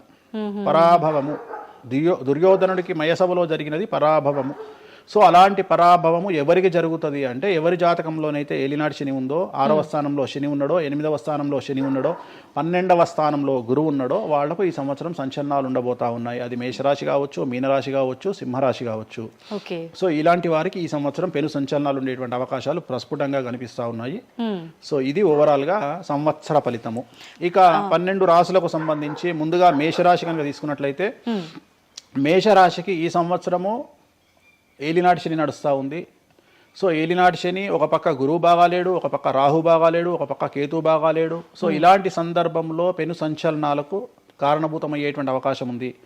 సో విద్యార్థులకు ఉత్తీర్ణత శాతం తగ్గుతుంది, కోరుకున్న ప్లేస్మెంట్స్ రావు, వీసా రిజెక్ట్ అయ్యే అవకాశం ఉంది. ఉద్యోగస్తులకు పై అధికారుల వల్ల సమస్యలు ఉంటాయి, ప్రమోషన్లు ఆగిపోతాయి. సో బదిలీలు చాలా దూరంగా బదిలీలు అయ్యే అవకాశం కనిపిస్తూ ఉంది. రాజకీయ నాయకులకు ఫెయిల్యూర్స్ కనిపిస్తూ ఉన్నాయి, ఉన్న పదవులు కోల్పోయే అవకాశం కనిపిస్తుంది, ఎన్నికలలో ఓటమి కనిపిస్తూ ఉంది. రైతులకు మొదటి పంట కంటే రెండవ పంట బాగుండే అవకాశం ఉంది. కళాకారులకు క్రీడాకారులకు అవకాశాలు తగ్గిపోయి ఆదాయం తగ్గిపోయే అవకాశం ఉంది. స్త్రీలకు సంబంధించి భర్తల మధ్యన గొడవలు అయ్యే అవకాశం ఉంది. అలాగే వ్యాపారస్తులకు బ్యూరోక్రాట్లకు ఈ సంవత్సరం ఏసీబీ, సిబిఐ, సిఐడి లాంటి కేసులు లేదా ఈడీ కేసులు కనిపిస్తూ ఉన్నాయి. ఈ సంవత్సరం ఓవరాల్గా మేషరాశి వాళ్ళని తీసుకుంటే న్యాయపరమైన ఇబ్బందులు, ఆర్థికపరమైన ఇబ్బందులు, ఆరోగ్యపరమైన ఇబ్బందులు, తండ్రికి సంబంధించిన అపమృత్యు గండము, అలాగే న్యాయపరమైన చిక్కులు, వాహన ప్రమాదాలు, భార్యాభర్తల మధ్యన గొడవలు, ఇవన్నీ మేషరాశి వారికి కనిపిస్తూ ఉన్నాయి. మరి ఏం చేసుకోవాలా అంటే తిరునల్లా శనీశ్వర ఆలయంలో ప్రత్యేకమైన శని పూజ నిర్వహించుకోవడంతో పాటు నలుపు రంగు దుస్తులకు దూరంగా ఉండడము, నలుపు చెప్పులు, నలుపు వాహనాలకు దూరంగా ఉండడము, లెదర్ వస్తువులకు దూరంగా ఉండడము, నలుపు లెదర్ వస్తువులకు దూరంగా ఉండడం వల్ల సమస్యల నుండి గట్టెక్కుతారు. ఏడాదంతా వీటికి దూరంగా ఉండాలి. మరి తర్వాత నెక్స్ట్ వృషభ రాశి. సో వృషభ రాశి వారికి ఈ సంవత్సరం 100కు ఇంచుమించుగా 75% అనుకూలంగా ఉంది. రాహువు, కేతువు, గురువు, శని అనుకూలత కనిపిస్తూ ఉంది. చాలా బాగుండబోతా ఉంది. ఈ సంవత్సరం మే నుండి విపరీతమైన రాజయోగం పట్టబోతా ఉంది. చాలా అనుకూలంగా ఉంది. విద్యార్థులకు ఉత్తీర్ణత శాతం ఉంటుంది. స్త్రీలకు అనుకూలమైన ఫలితాలు ఉంటాయి. స్త్రీలకు మీ ఇంట్లో కమాండింగ్ అంతా మీదే ఉంటుంది. రాజకీయ నాయకులకు ఎన్నికలలో విజయాలు సాధిస్తారు. డబ్బులు ఎక్కువ ఖర్చైనా విజయాలు సాధిస్తారు. అలాగే రైతులకు 2 పంటల దిగుబడి, రాబడి బాగుంటుంది. విద్యార్థులకు కోరుకున్న ప్రదేశాల్లో సీట్లు వస్తాయి. ఉత్తీర్ణత శాతం పెరుగుతుంది. అవివాహితులకు వివాహ యోగ సూచనలు కనిపిస్తున్నాయి. సంతానం లేని వారికి సంతాన యోగం కనిపిస్తూ ఉంది. వ్యాపారస్తులకు, అన్ని రంగాల వ్యాపారస్తులకు అనుకూలమైన ఫలితాలు ఉండబోతా ఉన్నాయి. క్రీడాకారులకు, కళాకారులకు అవకాశాలు, ఆదాయము పెరుగుతాయి. ఓవరాల్గా ఈ సంవత్సరం పూర్తి స్థాయిలో మీకు ఎటువంటి సమస్యలు కనిపించడం లేదు. చాలా బాగుంది కాబట్టి మీకు ఎటువంటి రెమెడీస్ అవసరం లేదు. వీలైతే సోమవారం నాడు శివాలయంలో రుద్రాభిషేకాన్ని నిర్వహించుకోండి. సో నెక్స్ట్ మిథున రాశి. ఈ సంవత్సరం ఏదైనా రాశి 100కు 110% అనుకూలంగా ఉంది అంటే మిథున రాశి. సో గురువు, రాహువు, కేతువు అన్ని గ్రహాలు అనుకూలంగా ఉన్నాయి. పట్టిందల్లా బంగారంగా ఉంటుంది. గురువు అతిచారం వల్ల మీ జాతకం చాలా బాగుండబోతా ఉంది. గత 10 సంవత్సరాల నుండి మీరు పడుతున్నటువంటి కష్టాలన్నీ తొలగిపోయే అవకాశాలు కనిపిస్తూ ఉన్నాయి. సో కొత్త స్పీడ్తో ముందుకు వెళ్ళండి. కొత్త ఆలోచనలు చేయండి. ఎంత గొప్పగా జీవితంలో ముందుకెళ్లాలో ప్లాన్ చేయండి. చాలా గొప్పగా ఆలోచించండి. చిన్నగా ఆలోచన చేయకండి. గురువు విపరీత రాజయోగాన్ని ఇవ్వబోతా ఉన్నాడు. దైవబలం మీకు అనుకూలంగా ఉంది. గురుబలం మీకు అనుకూలంగా ఉంది. శనిబలం మీకు అనుకూలంగా ఉంది. కాబట్టి కొత్త వ్యాపారాలు ప్రారంభించండి. విపరీతమైనటువంటి చాలా గొప్పగా కలలు కనండి. ఆ కలలను సాకారం చేసుకునే దిశగా ప్రయాణం చేయండి. విద్యార్థులకు అనుకూలంగా ఉంది. ఉద్యోగస్తులకు అనుకూలంగా ఉంది. వ్యాపారస్తులకు అనుకూలంగా ఉంది. రైతులకు 2 పంటలు అనుకూలంగా ఉంది. సో ప్రతి వాళ్ళు చెరువులు, తర్వాత చేపల చెరువులు, రొయ్యల చెరువులు పండించే వాళ్ళకు అనుకూలంగా ఉంది. పౌల్ట్రీ ఫామ్ వాళ్ళకు అనుకూలంగా ఉంది. రాజకీయ రంగం వారికి అనుకూలంగా ప్రజల్లో మంచి మార్పులు కనిపిస్తూ ఉన్నాయి. స్త్రీలకు మీదే కమాండింగ్గా ఉంటుంది. కుటుంబంలో మీరు ఏం చెప్తే అది జరిగేటువంటి అవకాశాలు కనిపిస్తూ ఉన్నాయి. సో మిథున రాశి వారికి పూర్తి స్థాయిలో అనుకూలంగా ఉంది. ఎటువంటి రెమెడీస్, ఎటువంటి పూజలు అవసరం లేదు. అద్భుతమైతే వీళ్ళది. నెక్స్ట్ కర్కాటక రాశి. సో నెక్స్ట్ కర్కాటక రాశి. సో కర్కాటక రాశి వారికి కూడా ఇంచుమించు 90% అనుకూలంగా ఉంది. కాకపోతే ఇక్కడ ఉన్న సమస్య ఏంటి అంటే మే వరకు 2026 మే వరకు కొద్దిగా వీళ్ళకు గురువు 12వ ఇంట్లో ఉన్నాడు కాబట్టి కాళ్ళు చేతులు విరిగే అవకాశం ఉంది. దెబ్బలు తగిలించుకునే అవకాశం కనిపిస్తూ ఉంది. జాగ్రత్తగా ఉండండి. సాధ్యమైనంత వరకు లెమన్ ఎల్లో కలర్ దుస్తులు ధరించే ప్రయత్నం చేయండి.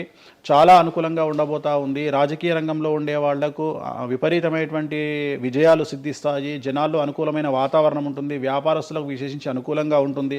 విద్యార్థులకు అనుకూలంగా ఉంటుంది. అలాగే రైతులకు అనుకూలంగా ఉంటుంది, కళాకారులకు క్రీడాకారులకు మరీ అనుకూలంగా ఉంటుంది. కాకపోతే ఓవరాల్గా కర్కాటక రాశి వారికి ఈ సంవత్సరం కొద్దిగా శత్రువుల యొక్క బెడద ఒక 10% కనిపిస్తూ ఉంది. కానీ శత్రువులను పట్టించుకోకండి. శని బలం వల్ల వాళ్ళు ఎంత ప్రయత్నాలు చేసినా, రాహు బలం వల్ల వాళ్ళు ఎంత ప్రయత్నాలు చేసినా మిమ్మల్ని ఎవరు ఏమీ చేయలేరు. సో మీరు చేయాల్సింది ప్రతి గురువారం నాడు లెమన్ ఎల్లో దుస్తులు ధరించే ప్రయత్నం చేయండి. అలాగే శ్రీకాళహస్తిలో గురు దక్షిణామూర్తి వద్ద గురువారం నాడు గురుహోరలో గురువుకు అంటే దక్షిణామూర్తికి అష్టోత్తర పూజ చేయించుకోండి. అలాగే పసుపు రంగు పువ్వు ఏదైనా ఉంటే అక్కడ నుండి తెచ్చుకొని ఇంట్లో పెట్టుకోండి, మీకు అనుకూలమైన ఫలితాలు ఉంటాయి. అంటే శని వీళ్ళకి ఫేవర్గా ఉన్నాడా అంటే? శని వీళ్ళకి చాలా ఫేవర్గా ఉన్నాడు, రాహు ఫేవర్గా ఉన్నాడు, కేతు ఫేవర్గా ఉన్నాడు, మే నుండి గురువు కూడా ఫేవర్గా ఉంటాడు. అది ఉన్న చిన్న చిన్న ఇబ్బందులకు కూడా ఏమైనా దానాలు అలాంటివి అదే మనం చెప్పినాం. ఎందుకు గురువు లెమన్ ఎల్లో కలరు గురువుకు దక్షిణామూర్తి సరిపోతుంది, ఇంకా అవసరం లేదు, దానాలు అవసరం లేదు. మరి తదుపరి రాశి సో నెక్స్ట్ సింహరాశి. సింహరాశికి ఈ సంవత్సరం అష్టమ శని నడుస్తూ ఉంది. గురువు వ్యతిరేకమైన ఫలితాలు, రాహు కేతువు చాలా నెగిటివ్గా ఉన్నారు. సో ఇంచుమించుగా 4 గ్రహాలు వ్యతిరేకమైన దిశలో ఉన్నాయి. అష్టమ శని అంటే తల్లికి ఆరోగ్యపరమైన ఇబ్బందులు ఉంటాయి, మానసికమైన ఇబ్బందులు ఉంటాయి, శారీరకమైనటువంటి అనారోగ్య సమస్యలు ఉంటాయి, అలాగే ఆర్థికపరమైన ఇబ్బందులు, న్యాయపరమైన చికాకులు ఉంటాయి. జాగ్రత్తగా ఉండండి. నలుపు రంగు దుస్తులకు దూరంగా ఉండండి. విద్యార్థులకు సమస్యలు, ఉద్యోగస్తులకు సమస్యలు, వ్యాపారస్తులకు సమస్యలు, ఈడీ కేసులు, పోలీస్ కేసులు, బ్యూరోక్రాట్స్కు సిబిఐ కేసులు, రైతులకు పంటల దిగుబడిలో నష్టము, కళాకారులకు క్రీడాకారులకు వాళ్ళ అవకాశాలను ఇతరులు దక్కించుకునేటువంటి అవకాశం కనిపిస్తూ ఉంది. స్త్రీలకు భార్యాభర్తల మధ్యన గొడవలు. సో ఓవరాల్గా సింహరాశి వారికి ఏ రంగంలో వారైనా సమస్యలు కనిపిస్తూ ఉన్నాయి. అష్టమ శని ప్రభావం కనిపిస్తూ ఉంది కాబట్టి నలుపు రంగు దుస్తులకు దూరంగా ఉండండి. తీరు నల్లార్ శనీశ్వర ఆలయంలో ప్రత్యేకమైన శని పూజను నిర్వహించుకోవడం ద్వారా సమస్యల నుండి గట్టెక్కుతారు. ఓకే. సో నెక్స్ట్ కన్యారాశి. ఈ సంవత్సరం కన్యారాశి వారికి ఇంచుమించు 75% అనుకూలంగా ఉండబోతా ఉంది. శని, అలాగే కుజుడు, రాహువు, కేతువు, గురువు అనుకూలతల వల్ల చాలా అనుకూలంగా ఉండబోతా ఉంది. ఒకే ఒక్క సమస్య ఈ సంవత్సరం ఉండేది, భార్యాభర్తల మధ్యన ఈగోలు కానీ క్లాషెస్ కానీ వచ్చే అవకాశం ఉంది. సో కాంప్రమైజ్ అవ్వడానికి ప్రయత్నించండి. భార్య దగ్గర భర్త, భర్త దగ్గర భార్య, కాంప్రమైజ్ అవ్వండి. ఈగోలకు పోవద్దు, జెలస్లకు పోవద్దు. ఆర్థికపరమైన అంశాల్లో జాగ్రత్తగా ఉండండి. విద్యార్థులకు అనుకూలత కనిపిస్తూ ఉంది, రాజకీయ నాయకులకు అనుకూలత కనిపిస్తూ ఉంది, వ్యాపారస్తులకు, కళాకారులకు, క్రీడాకారులకు విశేషమైన యోగం లభించబోతూ ఉంది. న్యాయస్థానాల్లో పనిచేసే వాళ్లకు, న్యాయ సంబంధమైన వృత్తిలో ఉండే వాళ్లకు అనుకూలమైన ఫలితాలు ఉండబోతూ ఉన్నాయి. స్త్రీలకు విశేషించి అనుకూలంగా ఉండబోతూ ఉంది. సో ఈ సంవత్సరం కన్యారాశి వారికి పూర్తిగా అనుకూలమైనటువంటి ఫలితాలు కనిపిస్తూ ఉన్నాయి. వీరు చేయాల్సినటువంటి రెమెడీ సోమవారం నాడు రుద్రాభిషేకాన్ని శివాలయంలో నిర్వహించండి, సమస్యల నుండి గట్టెక్కుతారు. సో నెక్స్ట్ తులారాశి. తులారాశి వారికి షష్టమ స్థానంలో శని కనిపిస్తూ ఉన్నాడు. కాకపోతే గురువు విపరీత రాజయోగాన్ని ఇవ్వబోతా ఉన్నాడు. వీళ్ళకి గురు బలము మరియు దైవ బలం అనుకూలంగా ఉండడం వల్ల మీ జీవితాన్ని కొత్తగా ప్రొజెక్ట్ చేసుకునేటువంటి అవకాశం మీకు దేవుడు కల్పిస్తూ ఉన్నాడు. ముందుకు వెళ్ళే ప్రయత్నం చేయండి. చాలా కొత్తగా మిమ్మల్ని మీరు ఆవిష్కరించుకునే ప్రయత్నం చేయండి. మిమ్మల్ని మీరు కొత్తగా సమాజానికి చూపించుకోండి. దానివల్ల మీ ఆలోచనలు మార్చుకోండి. చాలా గొప్పగా థింక్ చేయండి, గొప్పగా కలలు కనండి, వాటిని సాకారం చేసుకోండి. గురువు అనుకూలంగా ఉన్నాడు. కాకపోతే కుటుంబంలో పెను సంచలనం జరిగే అవకాశం కనిపిస్తూ ఉంది. 6వ స్థానము భాగ్యానికి మరియు శత్రుత్వానికి కారకుడు కాబట్టి శని వల్ల సంచలనం జరిగే అవకాశం ఉంది. విద్యార్థులు, ఉద్యోగస్తులు, వ్యాపారస్తులు, కళాకారులు, క్రీడాకారులు, రైతులు, అలాగే రాజకీయ నాయకులు ఎవరైనా సరే వాళ్ళ జీవితంలో ఏదో ఒక పెను సంచలనం జరిగే అవకాశం కనిపిస్తూ ఉంది. నలుపు రంగు దుస్తులకు దూరంగా ఉండండి. తీరు నల్లార్ శనీశ్వర ఆలయంలో ప్రత్యేకమైన శని పూజ నిర్వహించడం ద్వారా సమస్యల నుండి బయటపడతారు. నెక్స్ట్ వృశ్చిక రాశి. వృశ్చిక రాశి వారికి అర్ధాష్టమ శని వెళ్ళిపోయింది. శని, గురువులు అనుకూలంగా ఉన్నారు, రాహు, కేతువులు అనుకూలంగా ఉన్నారు. కళాకారులు, క్రీడాకారులు, ఉద్యోగస్తులు, విద్యార్థులు, వ్యాపారస్తులు, రైతులు, రాజకీయ నాయకులు, స్త్రీలు, అన్ని రంగాల వారికి పూర్తిగా 100కి 100% అనుకూలంగా ఉన్నటువంటి రాశి వృశ్చిక రాశి. పూర్తి స్థాయిలో విశాఖ 4, అనురాధ 1, 2, 3, 4, జ్యేష్ఠ 1, 2, 3, 4, 9 పాదాల వారికి విశేషించి రాజయోగంగా భావించాల్సి ఉంటుంది. మే వరకు విపరీత రాజయోగం కనిపిస్తూ ఉంది. మే తదుపరి కూడా అనుకూలమైన ఫలితాలను పొందుతారు. కాబట్టి వీరికి ఎటువంటి రెమెడీసు, ఎటువంటి పూజలు అవసరం లేదు. చాలా గొప్పగా కళలు కనండి, మీకున్నటువంటి కళలను సాకారం చేసుకోండి. మీకు ఎటువంటి రెమెడీస్ కూడా అవసరం లేదు. నెక్స్ట్ ధనుస్సు రాశి. ధనుస్సు రాశి వారికి అర్ధాష్టమ శని నడుస్తూ ఉంది. అర్ధాష్టమ శని అనేటువంటిది డబ్బులను అధికంగా ఇచ్చి ఆ డబ్బుల ద్వారా సమస్యలు తెచ్చేటువంటి ఒక పరిస్థితి.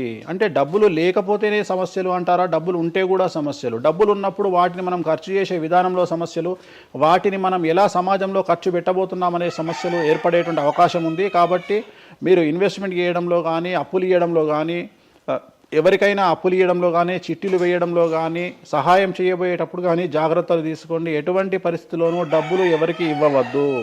సో ధనుస్సు రాశి వారికి డబ్బు పరంగా సమస్యలు ఏర్పడే అవకాశం ఉంది. రాక డబ్బులు వచ్చినాయి కాబట్టి తీసుకెళ్ళి వేరే వాళ్ళకి ఇచ్చి మోసపోయే అవకాశాలు కనిపిస్తూ ఉన్నాయి.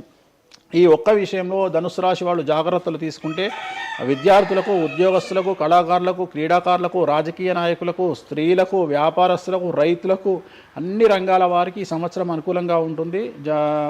ఓన్లీ మీరు చేయాల్సిన రెమెడీ నలుపు రంగు దుస్తులకు దూరంగా ఉండండి. తిరునల్లార్ శనీశ్వర ఆలయంలో ప్రత్యేకమైన శని పూజ నిర్వహించడం ద్వారా సమస్యల నుండి గట్టెక్కుతారు. నెక్స్ట్ మకర రాశి వారికి ఈ సంవత్సరం చాలా అనుకూలంగా ఉంది. ఈ సంవత్సరం అండర్లైన్ చేయాల్సిన విషయం ఏమిటంటే మకర రాశి వారికి భార్యాభర్తల మధ్యన గ్యాప్ ఏర్పడేటువంటి అవకాశం ఉంది. గొడవలు వచ్చే అవకాశం ఉంది. ఈగోస్ వల్ల కానీ వేటి వల్ల అయినా సమస్యలు వచ్చే అవకాశం ఉంది. అది కాకుండా విద్యార్థులకు అనుకూలతలు ఉంటాయి, ఉద్యోగస్తులకు అనుకూలతలు ఉంటాయి, రైతులకు 2 పంటల దిగుబడి రాబడి ఉంటుంది. అలాగే రాజకీయ నాయకులకు సమాజంలో మంచి పేరు ప్రఖ్యాతులతో పాటు పదవులు సిద్ధిస్తాయి.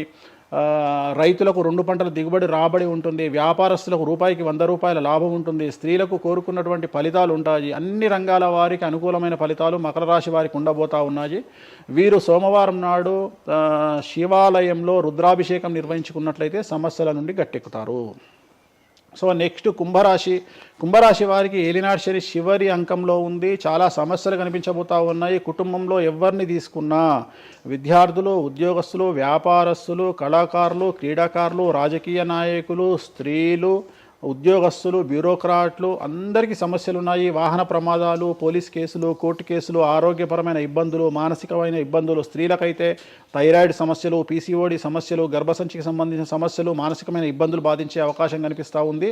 జాగ్రత్తగా ఉండండి. నలుపు రంగు దుస్తులకు దూరంగా ఉండండి. శనివార నియమాన్ని పాటించండి. సప్త శనివార వ్రతాన్ని పాటించండి. సప్త శనివార వ్రతం అంటే శనివారం నాడు శ్రీ వెంకటేశ్వర స్వామి వారికి సంబంధించినటువంటి వ్రతము. ఇది పుస్తకం మీకు మార్కెట్లో దొరుకుతుంది. తీసుకొచ్చుకొని 7 వారాల పాటు 7 శనివారాల పాటు చేయండి. సమస్యల నుండి గట్టెక్కుతారు. ఇక చివరిది లాస్ట్ది అనేటువంటిది మీనరాశి వారికి ఈ సంవత్సరం జన్మశని నడుస్తూ ఉంది. జన్మశని చాలా డేంజరస్గా ఉండబోతూ ఉంది.